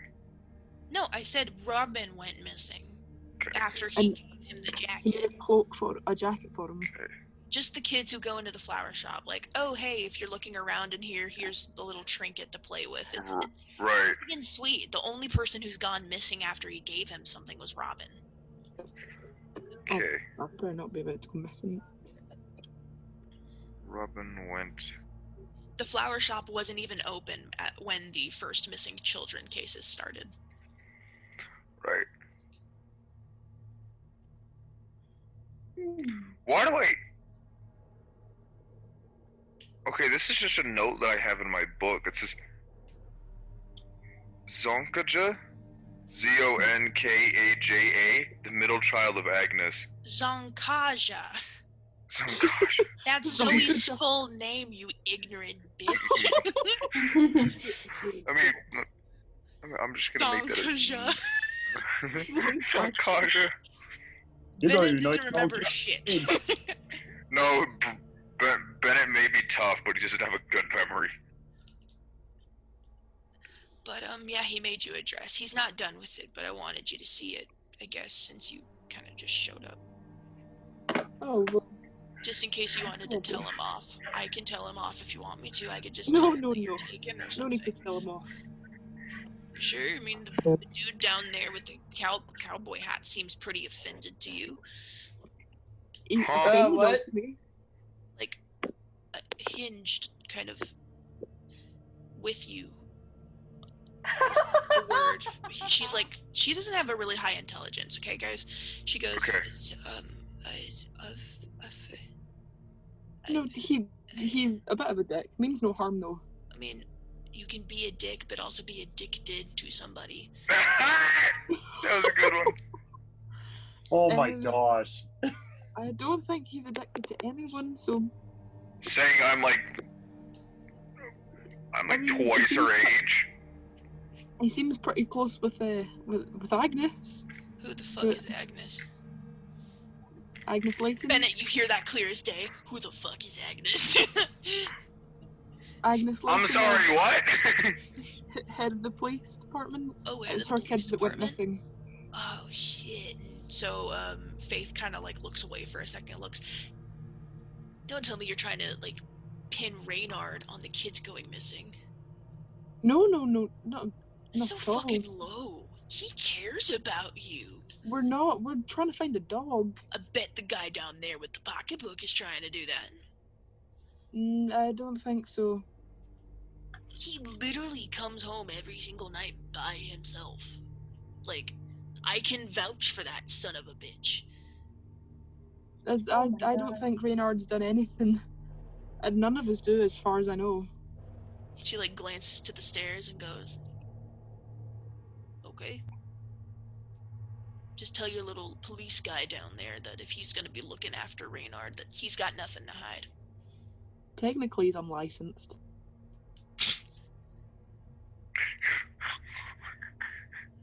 Alright, but there's the dress, la-di-da. You can have it when it's done. Can you guys well, get the fuck out of my house? When Reynard comes back, tell him we passed through. Oh, yeah, I have to tell him everything. I legally have to. Oh. Why? Because I'm an abomination in Rhanok, and I have been ordered by the police to answer to Reynard, and he must report anything I say. If it's kind of confidential or anything like that, he has to report it to somebody. Most likely Agnes Leighton, the fucking lead detective of the police department. You don't like Agnes? I don't like police. Fair enough. If it's any recollection, I think it's wrong that they judge you for being an abomination. Yeah, just last week they came here trying to pin the missing kids cases on me. All because I found the kids in the Outlands. You're the one that found the kids? Yeah, I fucking found the kids. I was going out trying to find the food we'd be able to eat, and I found the fucking kids. Is Bennett hearing this? Yeah, he hears everything that's going on. She's not being subtle about it. Bennett writes even faster. Oh boy. It's fucking disgusting. They tried to pin it on Reynard. They tried to pin it on me. Neither one of us were in Vandblu when the kids started going. I don't mean to be a bother, but I do not believe I'm not technically a cop. I am a cop for hire. Faith sticks her head out of the door. You want me to just come down there and tell you everything I know or something? Not really. You probably have secrets you'd rather not tell me. I literally have nothing to hide.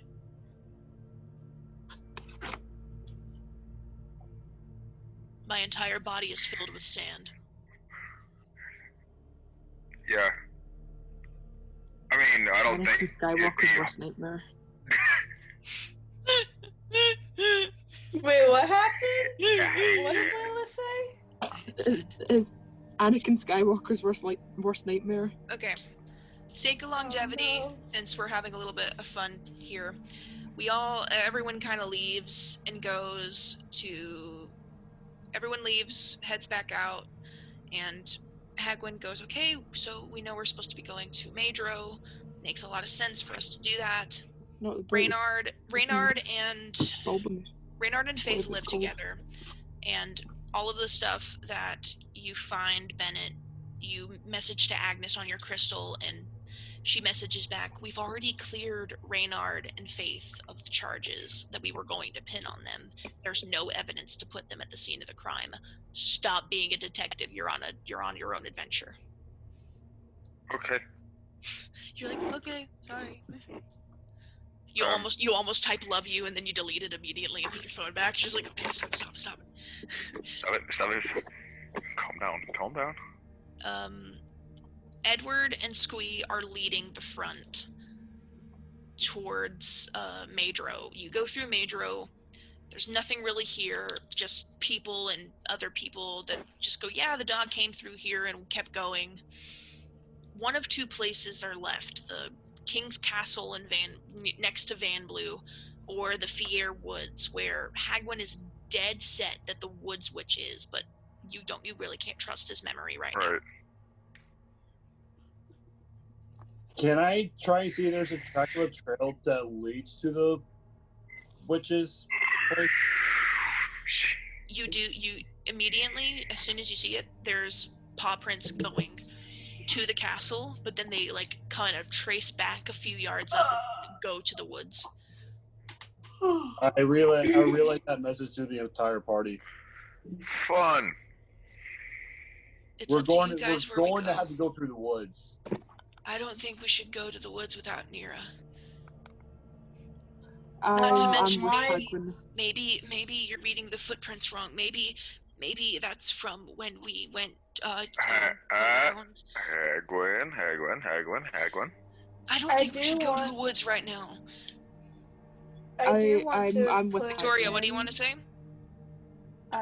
I do want to put in that my deity told me, or like my patron, she told me that we can't take Nira to go find your dog.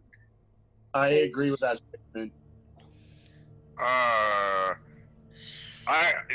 only person talking to me, my consciousness, and my consciousness says, let's go just find the dog. Well, what if we go into the woods? We find the witch and she kills us all. Then we die. Do we look like the type of people that die easily? Yes. You got incapacitated by a tree. Hey, that was one time. He's got a point. That was the first time I saw you fight. You got incapacitated by a tree and I had to save you. Point is, it wasn't the last time. As Squee, can I cast Cause Fear on Hagwin? He's already afraid, dude. What are you trying to make him afraid of? I'm gonna torture him to the point that we're going. You don't need to. He's already kind of like, well, if we go to the woods and the witch is there and we all fucking die, I'm haunting you all in hell. Correction. As Edward, can I shoot him with, where is it? You have his slumber, the little dart. You want to make him go to sleep? Yes. Easy enough. And he just immediately like starts to fall. Is someone gonna catch him or he's gonna hit the ground? I'll catch him. He's gonna hit the ground. So Kree, are you gonna catch him? Yeah, I'm gonna catch him in my fluff. Hagwin is unconscious and in Kree's arms. Just like leaning against her and she's just kinda caught him. I put my little dart thing, it's like, well, that takes care of it. The only person who can identify the dog is now unconscious. So Well, we're I'm just gonna have to go and look for every single dog near here. And just your go on. healer is unconscious. In the what? Your healer is The unconscious. cleric. So how long does the slumber thing last? A full long rest. Oh my god. 8 hours. Fuck. Edward. Thanks, sweet. Unless he is attacked. That wasn't sweet. Oh, well, who was Edward. it? Edward? Unless Edward. he's Can we Thanks, slap him? Edward. Would that count as attacking him? Yeah, if you bitch slap him. Can I do it? Right now, you just put him to sleep. Okay, let's let the boy rest and then carry him for some time, and then whenever we enter the woods, maybe we can like start waking him up, and then he's like, and then we're like, hey, we're here at the woods because fuck you and your bitching and stuff, so we're here. I have to say, I'm with Hagwin. I don't think we should go into the woods. Yet? I'm all for taking on the witch, but we're very, very unprepared. Where are we right now? You guys are still in Mage Row after you guys realize there's not really anything working out here. Is there any like town or like little shelter place that we can stay at? Literally As Edward, can I see search through Hagwin's body? He literally has nothing to his name. Oh my god. Okay. He's a college student, and you expect him to have things? Maybe a ramen packet. Yeah, it's called information. You know what? You know what I just realized? Hagwin is probably the type of person to eat shrimp, like the shrimp ramen flavor. Yeah, alright, so all of you are completely fine to go to the woods, but it has to be majority vote wins. I honestly don't care. I didn't get to hit something hard enough. So Edward and Squee both vote to go into the woods. Okay. I'm up for going into the woods. I just think we should wait for Nira. I want to go to the woods and punch another tree elf. That's 3. I'm ready. Alright.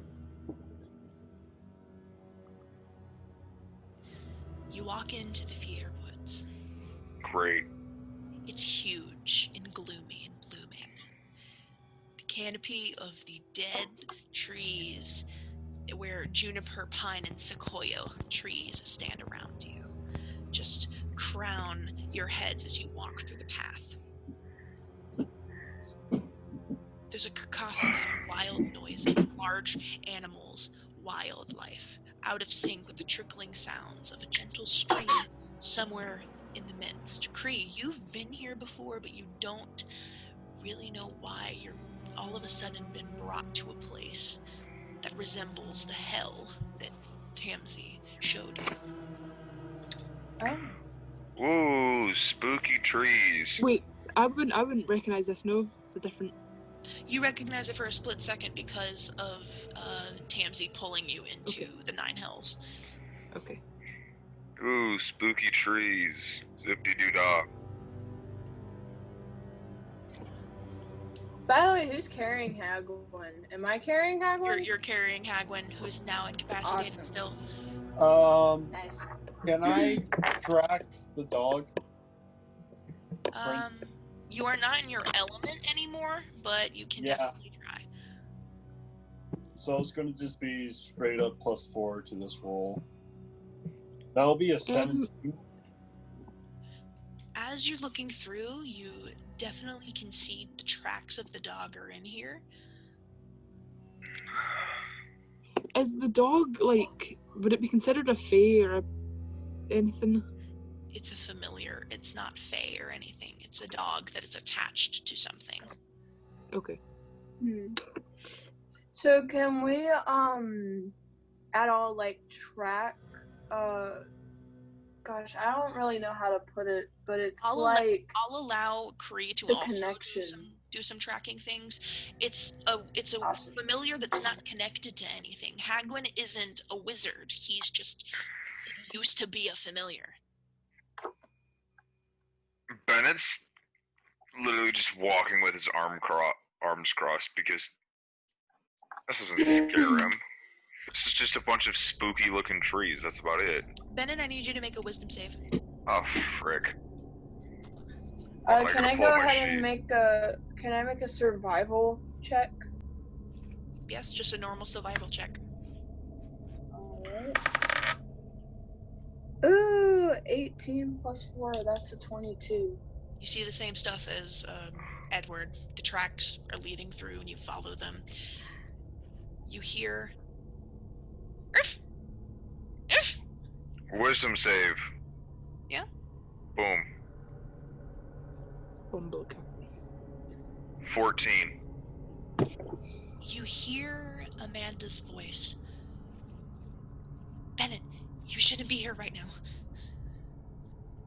You turn to the left and you see her standing behind one of the trees, and she goes, "Get out of here. Go. Why? Get out of here." Why? Everyone hears Bennett talking out loud, looking at a tree. No one else sees this. Bennett? Hey, bud, are you good? Apparently my dead wife's telling me to get out. Edward and maybe that is a sign. Longbow. As you all continue to walk through this wood, you do hear... Irf, irf, irf.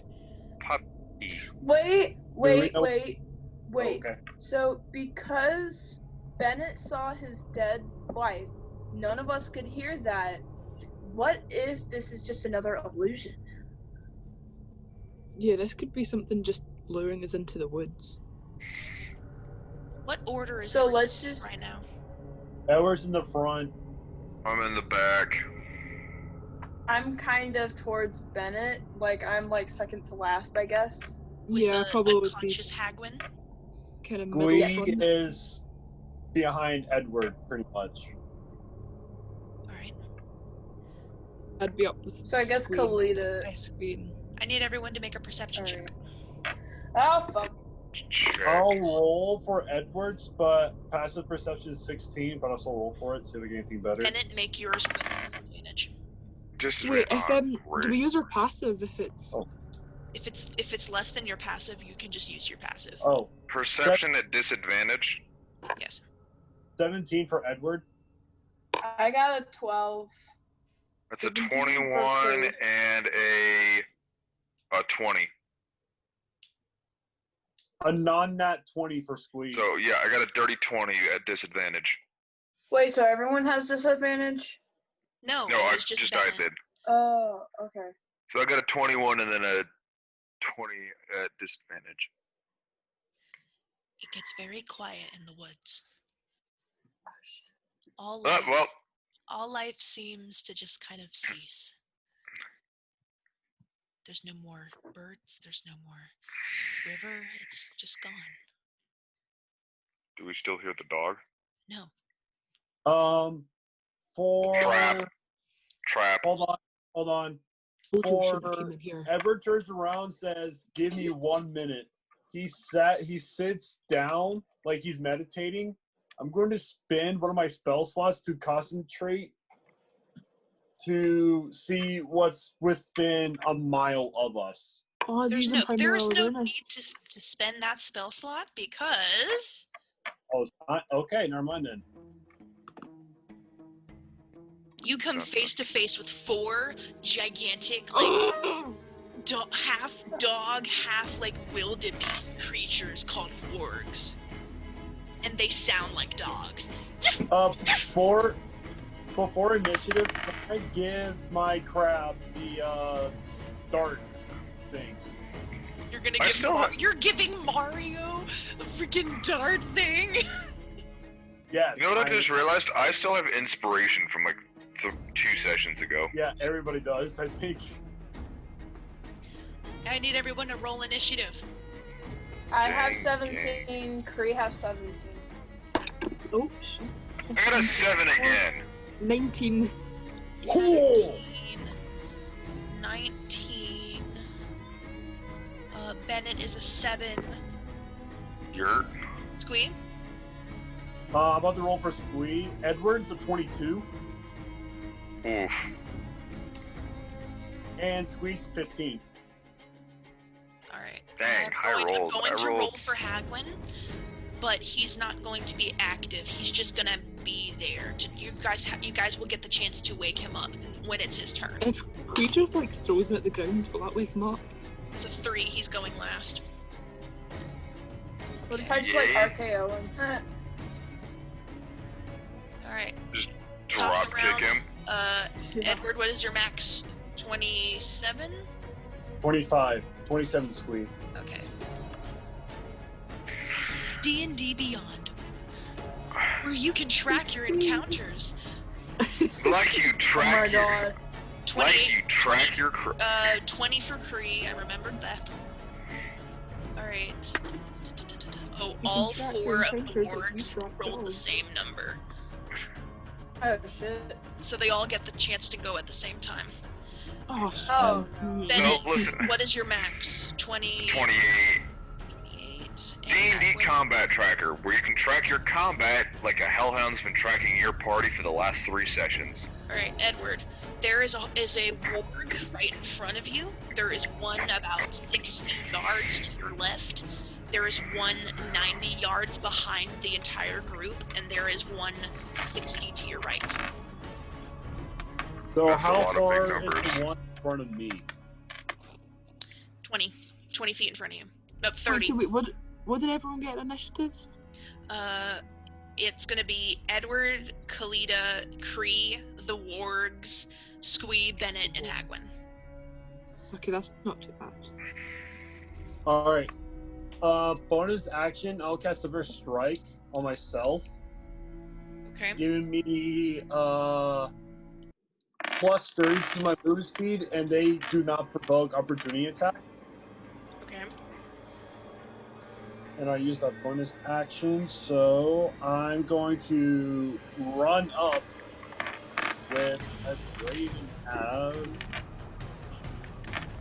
Oh, with my begling buckler on my offhand. So to my main hand, I'm using a short sword. Mhm. Gotta make sure that I don't have to like do. Okay, I'll make sure. Yeah, my short sword.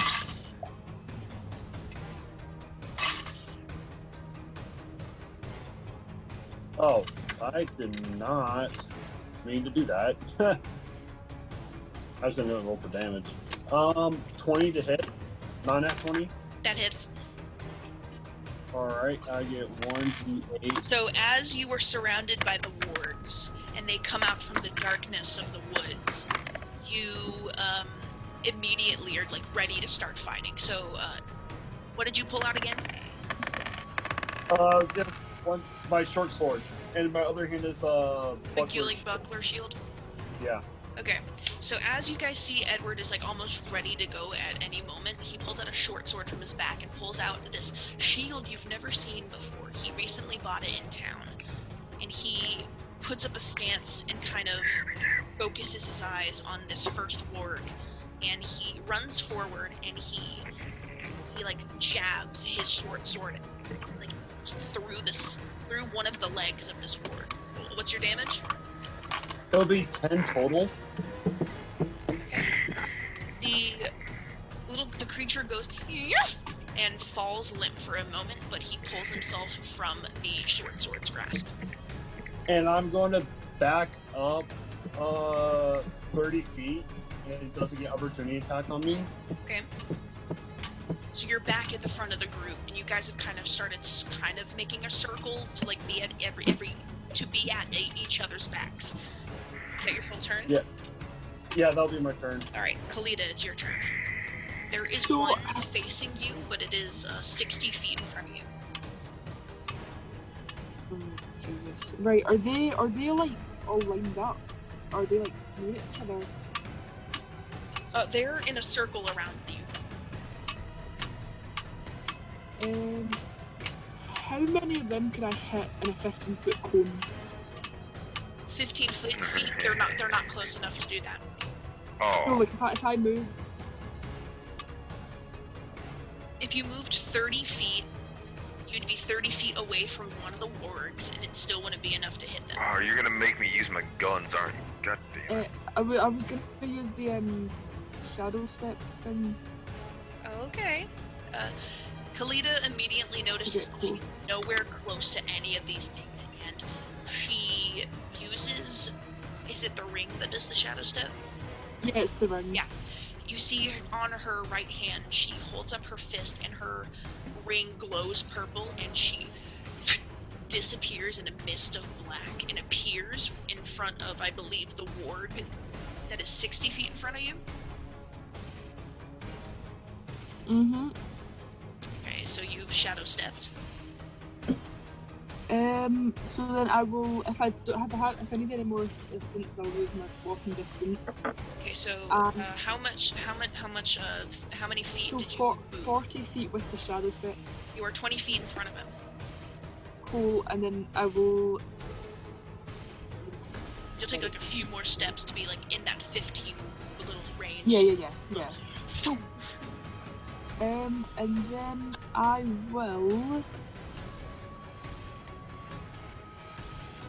will use Blood Bolt on the one in front of me. Alright. As Kalita uses a shadow step to get closer to one of these wargs, Tamsy's voice fills her mind and goes, "Use the power I have given you. Show them your worth."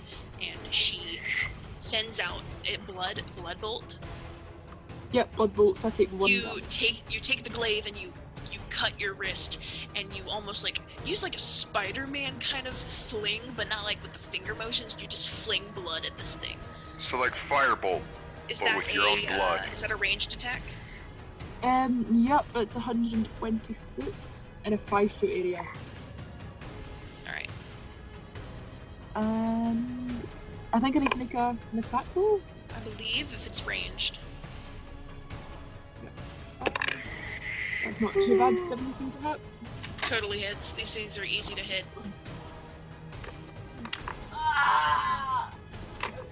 Are you okay? That was my call for the blood gods. I am guardian of the blood. Wait, blood what was that, Layla? Oh, sorry, that's 10 damage. As your blood touches this thing, it almost firecrackers off of the warg's body, like, and it recoils in pain as the blood just kind of like soaks into his body and burns him in a lightning kind of fury. Is that your full turn? Yep. Okay. Kree, it's your turn. There is a warg 60 feet in front of you, but there is one 90 feet back. I like to hit the one that is 60 feet in front of me with the Eldritch Blast. So as Tamsy helps Kalita find the strength to try to defeat her foe, he immediately like whiplashes to you and goes, "Kree, this is everything you've ever needed. Go, use the magic I have given you." And you feel the purple electricity course through your feathers as your feathers kind of like buff up, and you make your roll to hit. Alright, I'm actually gonna use the D&D Beyond one, so I hope the D&D Beyond, where you can do an entire encounter with just the click of your mouse. I got 14. Or the press of a button, because some of us are on our phones. That was like, you hit, but it was like super close to not hitting. But you still got it. You're confidently hitting. The purple streaks out of you, and this warg almost dodges, and it just hits him in the bottom of his chin and knocks his head to the sky. How much damage do you deal? Let's see. Oh, I love this so much. Does 6 damage. Okay. It is the warg's turn. All of them, right? All of them. So, the one that's 90 feet away is going to move up to be 15 feet away from you, Bennett. But he's not going to attack. That's his full movement. So it's A, B, C, and D. I've labeled them. Warg A in front of you, Edward, is going to move up, be 15 feet in front of you. Come on, you pansy. And he is going to try. Actually, no, he's going to be 5 feet in front of you. Uses full movement in his action. He's going to bite you. As a reaction, I'm going to hit my shield, causing a loud ringing sound, giving it a disadvantage on the attack. Okay. So first one's 17.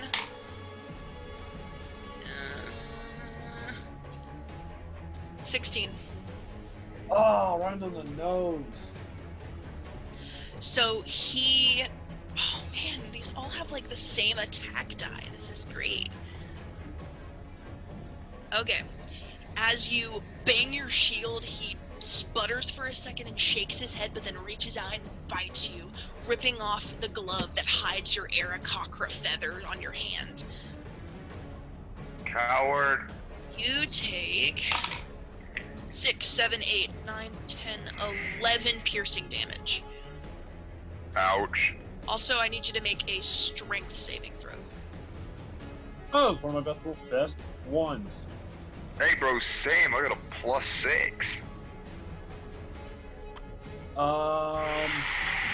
16. That saves. You're not knocked prone. Oh. Alright, down to the one in front of Kree. He's going to charge forward, and he is going to be stopped 10 feet in front of you. And that is his full turn. He can't reach you at this point. And C, the one that's in front of you, Kalita, is going to try and bat you.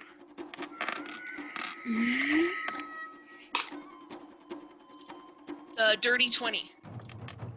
Yep. Yep, that hits. 14 piercing damage as he comes straight down on you on the arm that has that ring on it. And he goes... And he pulls at your skin, but nothing really comes off. You can see the bite mark on your arm. Alright. And, alright. Not you, the thing. So, that one went, that one moved, and it is now Squee's turn.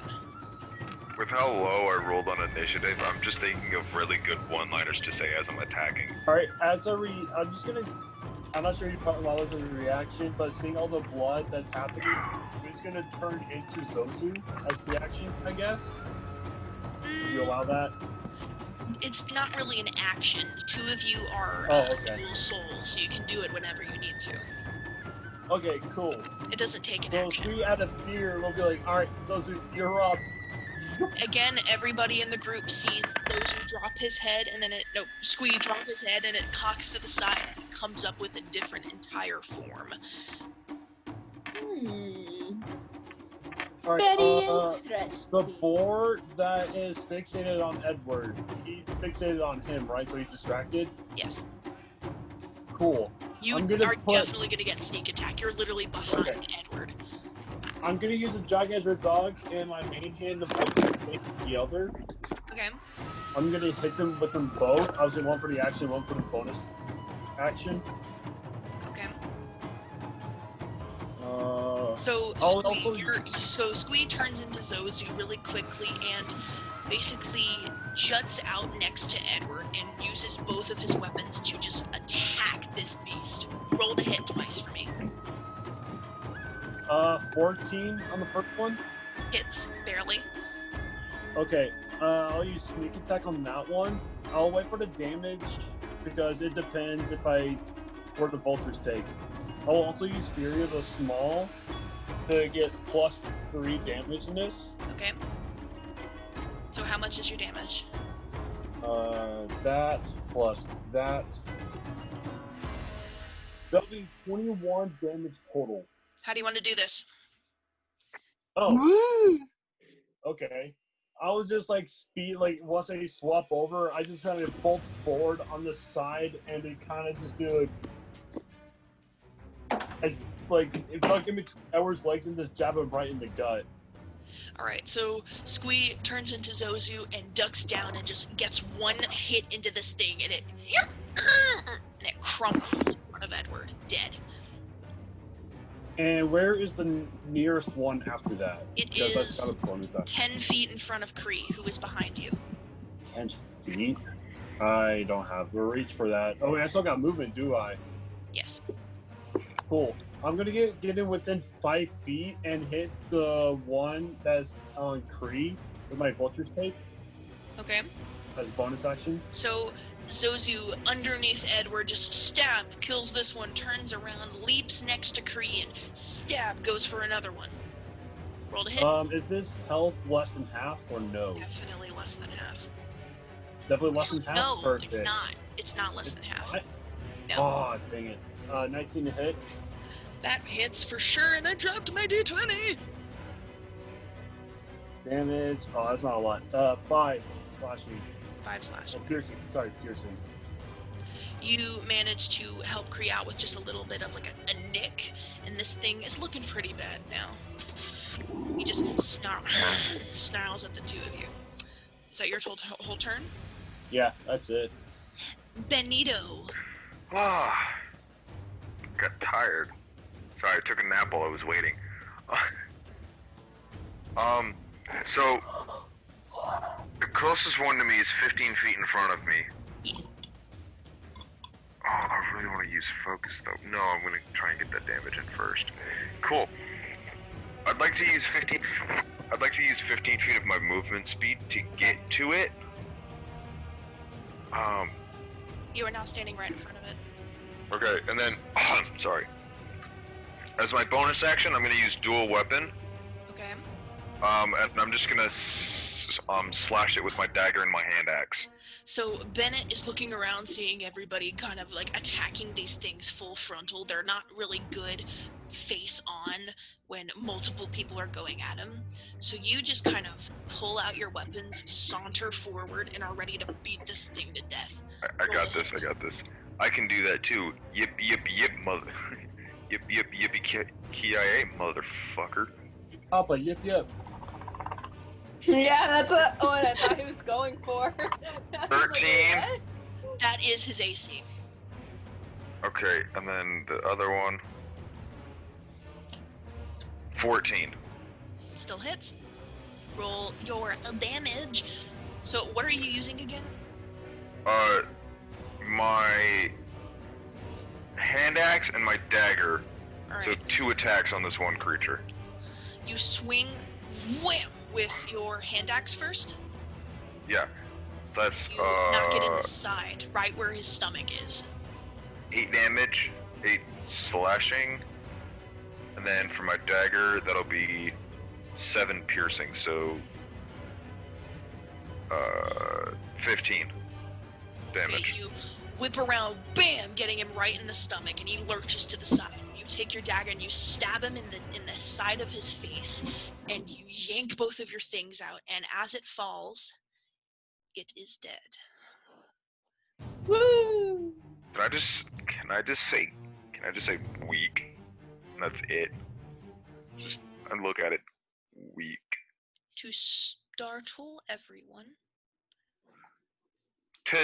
Not to alert, just to startle everyone. Hagwin is awake. You guys had left him and kind of forgotten. Yes.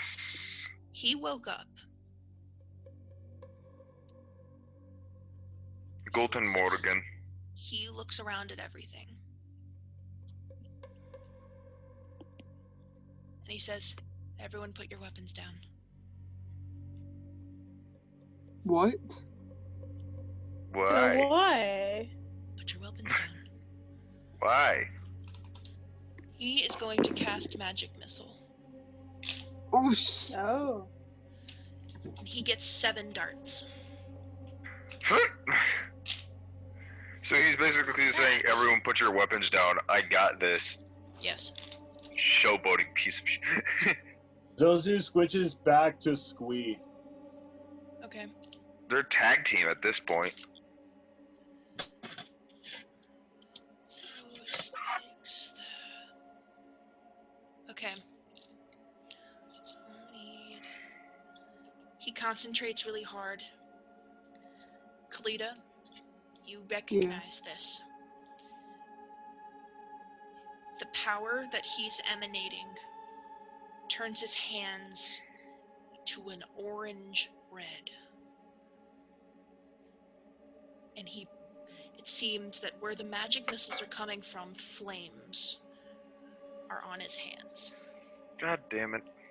Oh, crap. He looks you in the eye, Kalita. He shrugs and casts magic missile on all of these things. Wait a damn minute. Wait a Hold damn up. minute. Wait a damn Wait a damn minute. Hold on. Because it's fire, do I have to roll 10, wisdom? 11. Yes. 12, Okay. 13, 14, 15, 16, 17, 18, 19, 20, 21. As soon as the darts hit each and every single one of these wargs, they die on impact. I got a natural 20 wisdom saving blow. You are more impressed than you are terrified. Got a 22. But Bennett's also thinking showboating piece of shit. The fight is over.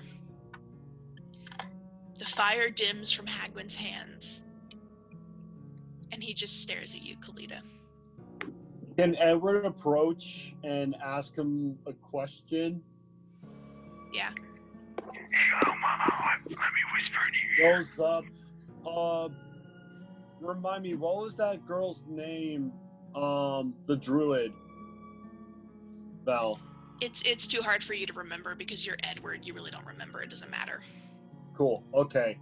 Goes like, do you know a girl who is a druid? Yeah, I do. Was she the one who reincarnated you? His jaw sets and he just looks at Kalita. I'm sorry, what? Aode? It's Hagwin. No, that's not right. The girl reincarnated you, but you. Oh. Like, finally settles in. Everyone looks at Kalia's like, it's him, but it's also not him.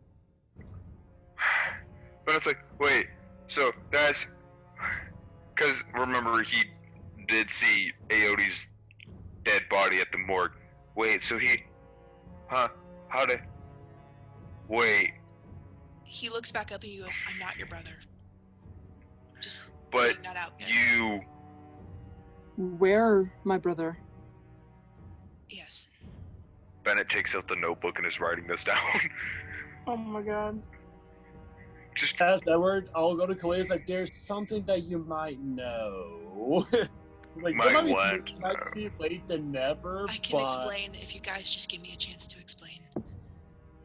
Oh my god. Can she walk away anywhere for a minute? You're like affixed to where you're standing right now.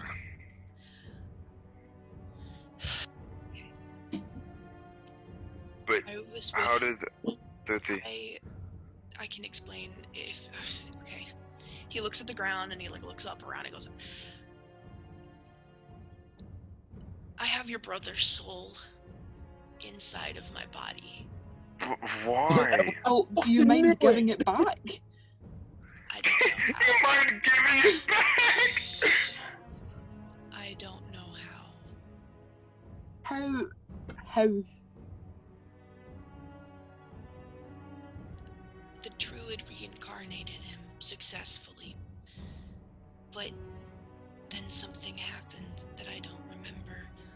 Oh, it's something that she left off. Huh, okay. Something happened. I don't fully remember everything, but when Edward. I woke up, he was dying, and I just... He motions, like, towards himself, and he just kind of throws his hands up a little bit. I wanted to save his soul, and I took it in. Willingly? Yes, even though it kills me almost every day. So you were Guess whose fault that is? Not mine. before him. Hey, have some sympathy, Bennett. What did you say, Layla? So you were a person before him. Yeah, I was Hagwin Dawthorn. I existed before your brother, everything like that. And he told us everything that happened to him when we found him, and then we came. What did happen to him? What did he tell you? Well, he said that he was taken by Croc and that they abused, raped, and did all kinds of stuff to him, and So basic pirate bull crap. And Edward looks at you because you just said that. He's like, he is a pirate. Can I talk in Krabbit's folk to command Marge to shoot the dart at Bennett? Yeah. Bennett, you're unconscious. Fudge. So, Hagwin goes, yeah. Coward. Then he came with us on the adventure we were going on, and then we got here, and then something happened, and he was dying, so He was with you on the adventure. Yes. How did he get away from the pirates? I don't really know. He didn't say. He said that he was a fire genasi, but at the time he didn't look like a fire genasi. He didn't look red with flaming hair. No, he just looked like a regular dude. Then that couldn't have been my brother. They took away his fire genasi. Can they do that? I mean, I'm unconscious. This isn't Bennett speaking. He did say he got reincarnated, so that does make sense. Can I go up to Hagwin and look at him in his eye? When you look him in the eyes, he like convulses for a second, and he like grabs onto you, and he closes his eyes and opens them, and it's your brother's eyes looking at you.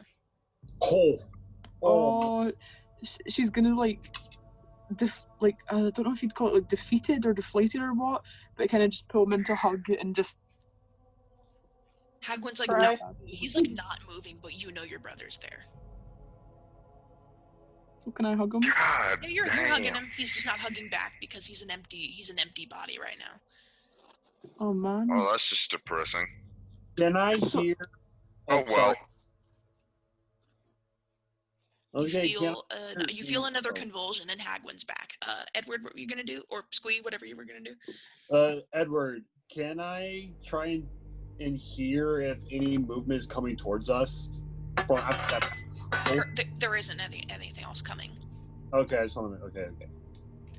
Hagwin convulses. He pulls back and like pushes you. He doesn't know what you were doing. He's like, "What? Oh, I'm sorry." That's why I recognized you. Yeah, I'm sorry. I'm keeping him Wait, safe. whoa. You knew? Have you known he was there as long as I've known Hagwin you? just like closes his eyes and he looks ready for you to punch him in the face. I mean, I'm not saying I wouldn't, but you know, Bennett's Wait, unconscious. did you know? When I ran into you the first time, I immediately recognized you, but I didn't know why until we were at the campsite and I got my memories back. Well, I suppose you didn't know the whole time. No, I didn't. I'm sorry, and I would have said something if I did, but I was also really scared. He doesn't have control over my body since this is my body.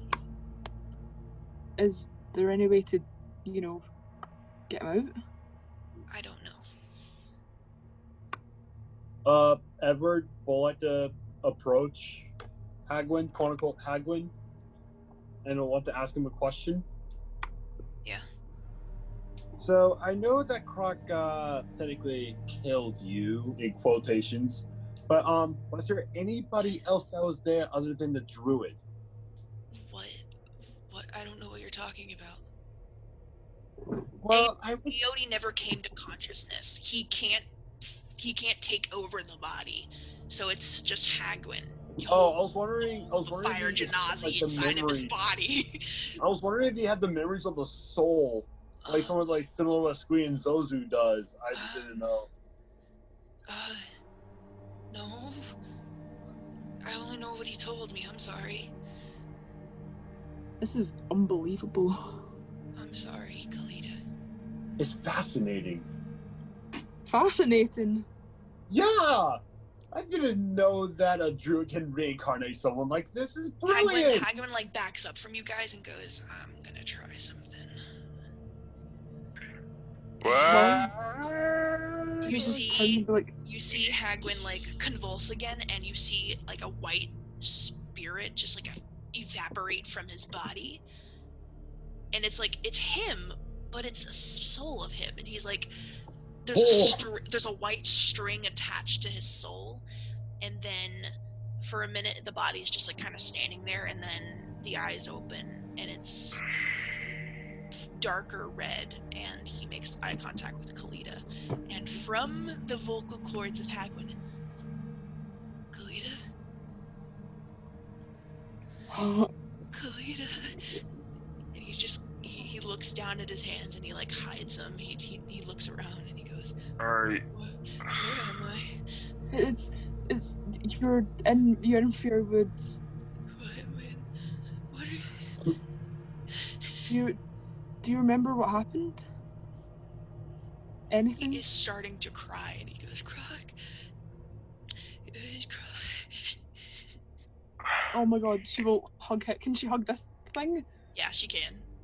Bennett's Okay, so unconscious. Bennett's still unconscious. He like grabs it's okay. onto you, and he's just like sobbing. Your older brother is broken. He's just like, Hey, it's okay. Hey. He locked me in his chambers. I was alone with him for days.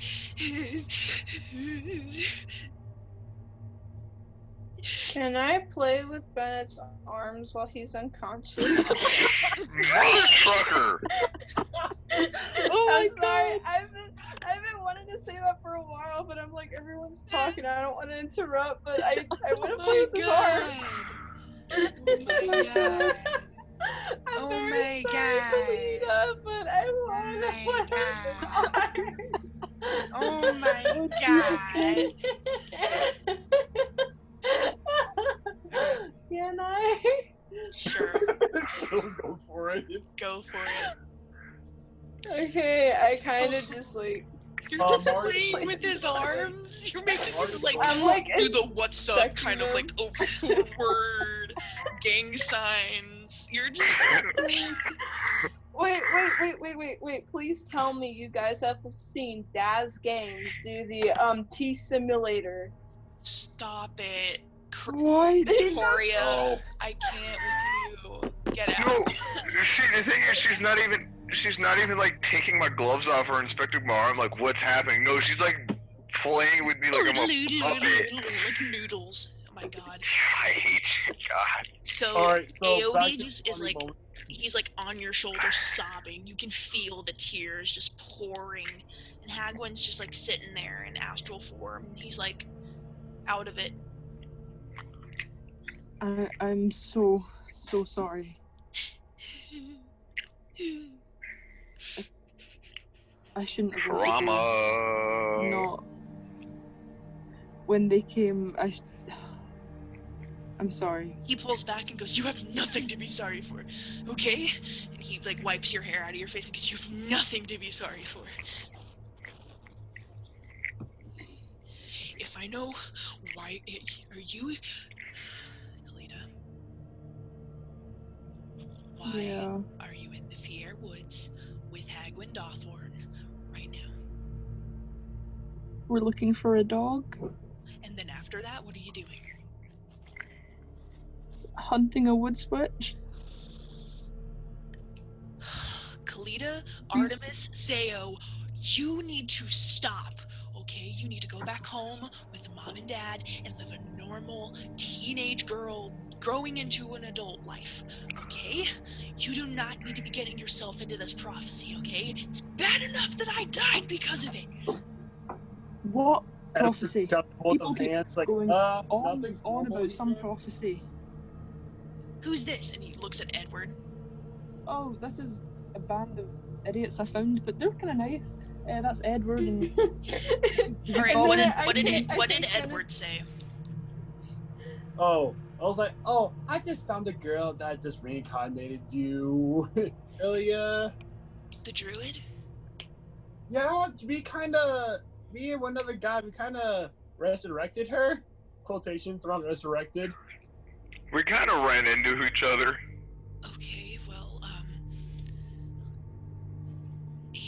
collects himself and goes, Kalita, you do not need to get yourself involved in this, okay? And what? People keep talking about a prophecy, but I have no idea what you guys are on about, to be perfectly honest. Well, you must know, when Hagwin found me, I realized my purpose in this prophecy.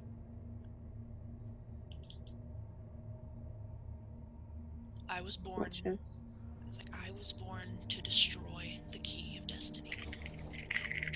Well! Oh no. What does Tamsy say in this? She's not saying anything. Ah, shit. Tamsy's I awfully Mom! silent. To Poseidon or Loki? Poseidon hasn't said anything, and Loki is dead silent. Mom! Do you know where the key is? No, but... I mean, you could just not destroy it and problem solved. Edward intervenes. I wouldn't do that. You want to destroy the key? No, don't destroy the key. Oh yeah, no, yeah. I know what you're meaning. He looks at you and goes, I know what you mean, but there's a specific way to end this, and it involves me actually dying. I don't think that's going to happen. I won't let that happen. Goes, Kalita, I'm already dead, okay? I am literally a spirit stuck in purgatory right now. And Hagwin is holding my soul so that I can complete the mission that I was meant to go on. I'm not surviving have your body. Can't we just, like, shove it back in? That's... I was already reincarnated. I have a new body, Kalita, and that one was disintegrated. What kind of shit do you keep getting into? I was born for this, and, you know, I can't really get out of it. I guess you can't either. But I can't let you destroy the key. You're gonna have to stop me then. And at that very instant, Aodi pulls back, and Hagwin gasps. Oh my god, he's like a bloody nose. He's like, oh my god, okay, Holy shit. Did you find anything? Oh. Oh my god, is there anything I can do to help? Thingamabob? Thingamabob? To help Hagwin? Like, with his nose or spluttering or anything? You know what happens, it almost just stops as quickly as it happens, and you hear a...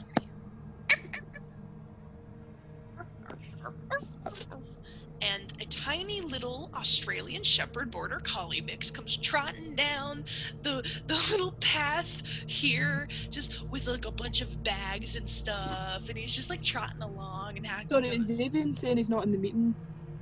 Oh, I think he is. He said, Can I come in from now, please? Did he accidentally get kicked or something? Xavier, did you accidentally get kicked? I'm back. Did you get kicked? No, I think my Zoom crashed. Oh. And then, like, restarted. Good thing you're unconscious, so you don't know what's happening at all, so... Well, yeah, but still. You'll be able to watch it, don't worry. So, Hagwin runs over and goes, Thinner! And it's his dog. Huh. Okay, cool. Puppy. You're still unconscious, Bennett. Somebody wake me the up. No, don't wake him up. He has to go through something. So, okay. What? Yeah, he has to go through something. Hagwin gets over to the dog and, like, ruffles his hair aggressively. He's like, and he's like, oh my god, I'm so happy to see you. Do you still have it? And he, like, opens up one of the pouches and pulls out a map. Thank god he's got it. Oh, good boy. Oh god, he's just holding onto his dog. Puppy. So we see him pull out the map, right? Yeah, he's like holding the map kind of loosely in his hand. Edward I'm the map.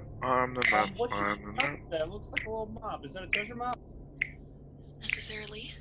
He hands it to you, Edward. I'll look at it.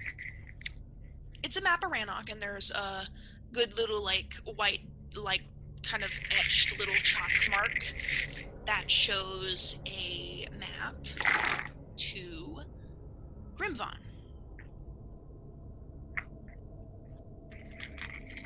And if you remember... Because I have to remember this. Yeah.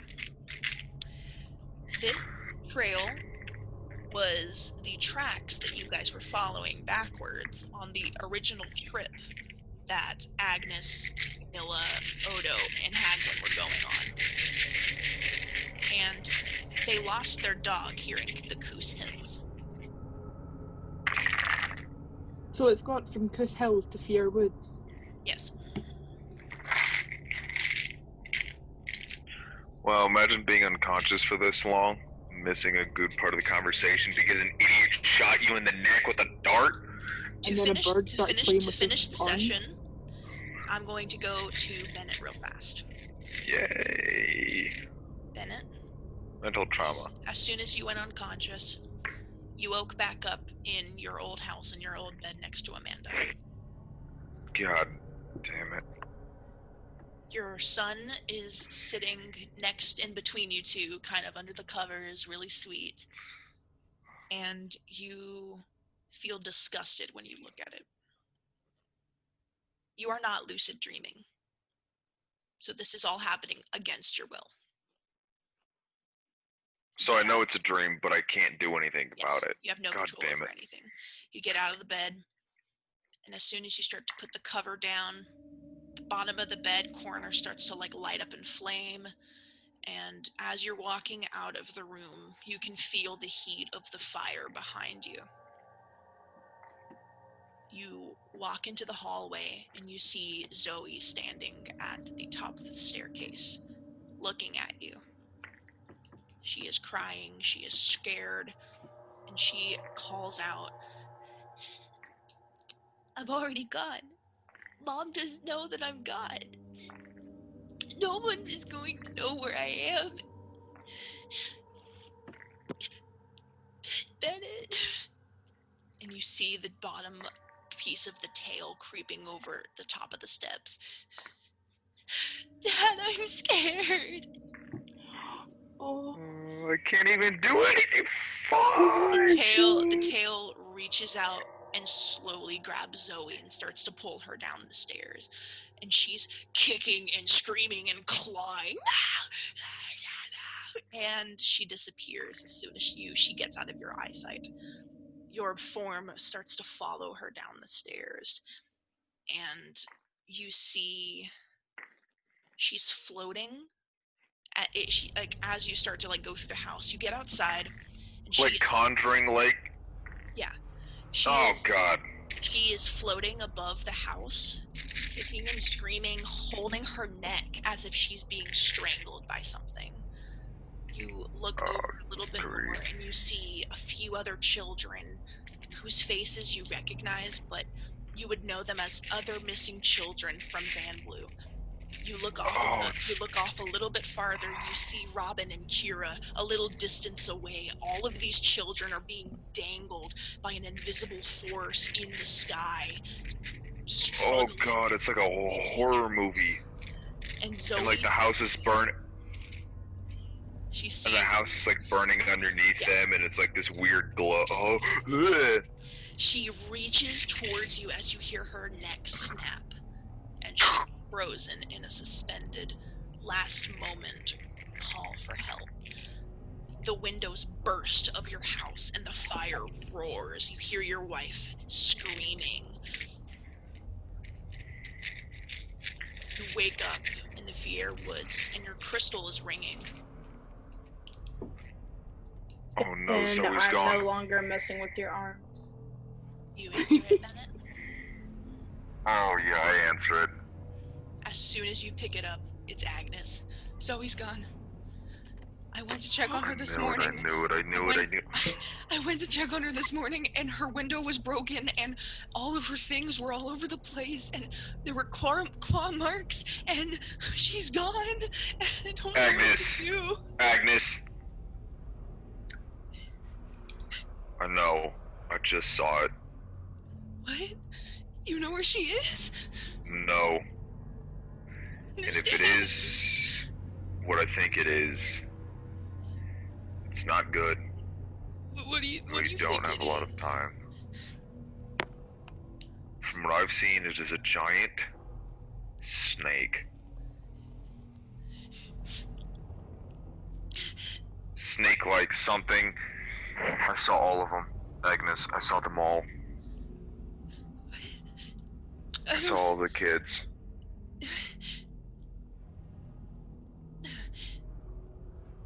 Get back to Vandblu, please. The phone hangs up. So I'm guessing we're all going back to Vandblu? And that is where we're gonna end our session tonight. I was gonna tell the group, forget the witch. I'm going on a warpath. That's the end of our session today, guys.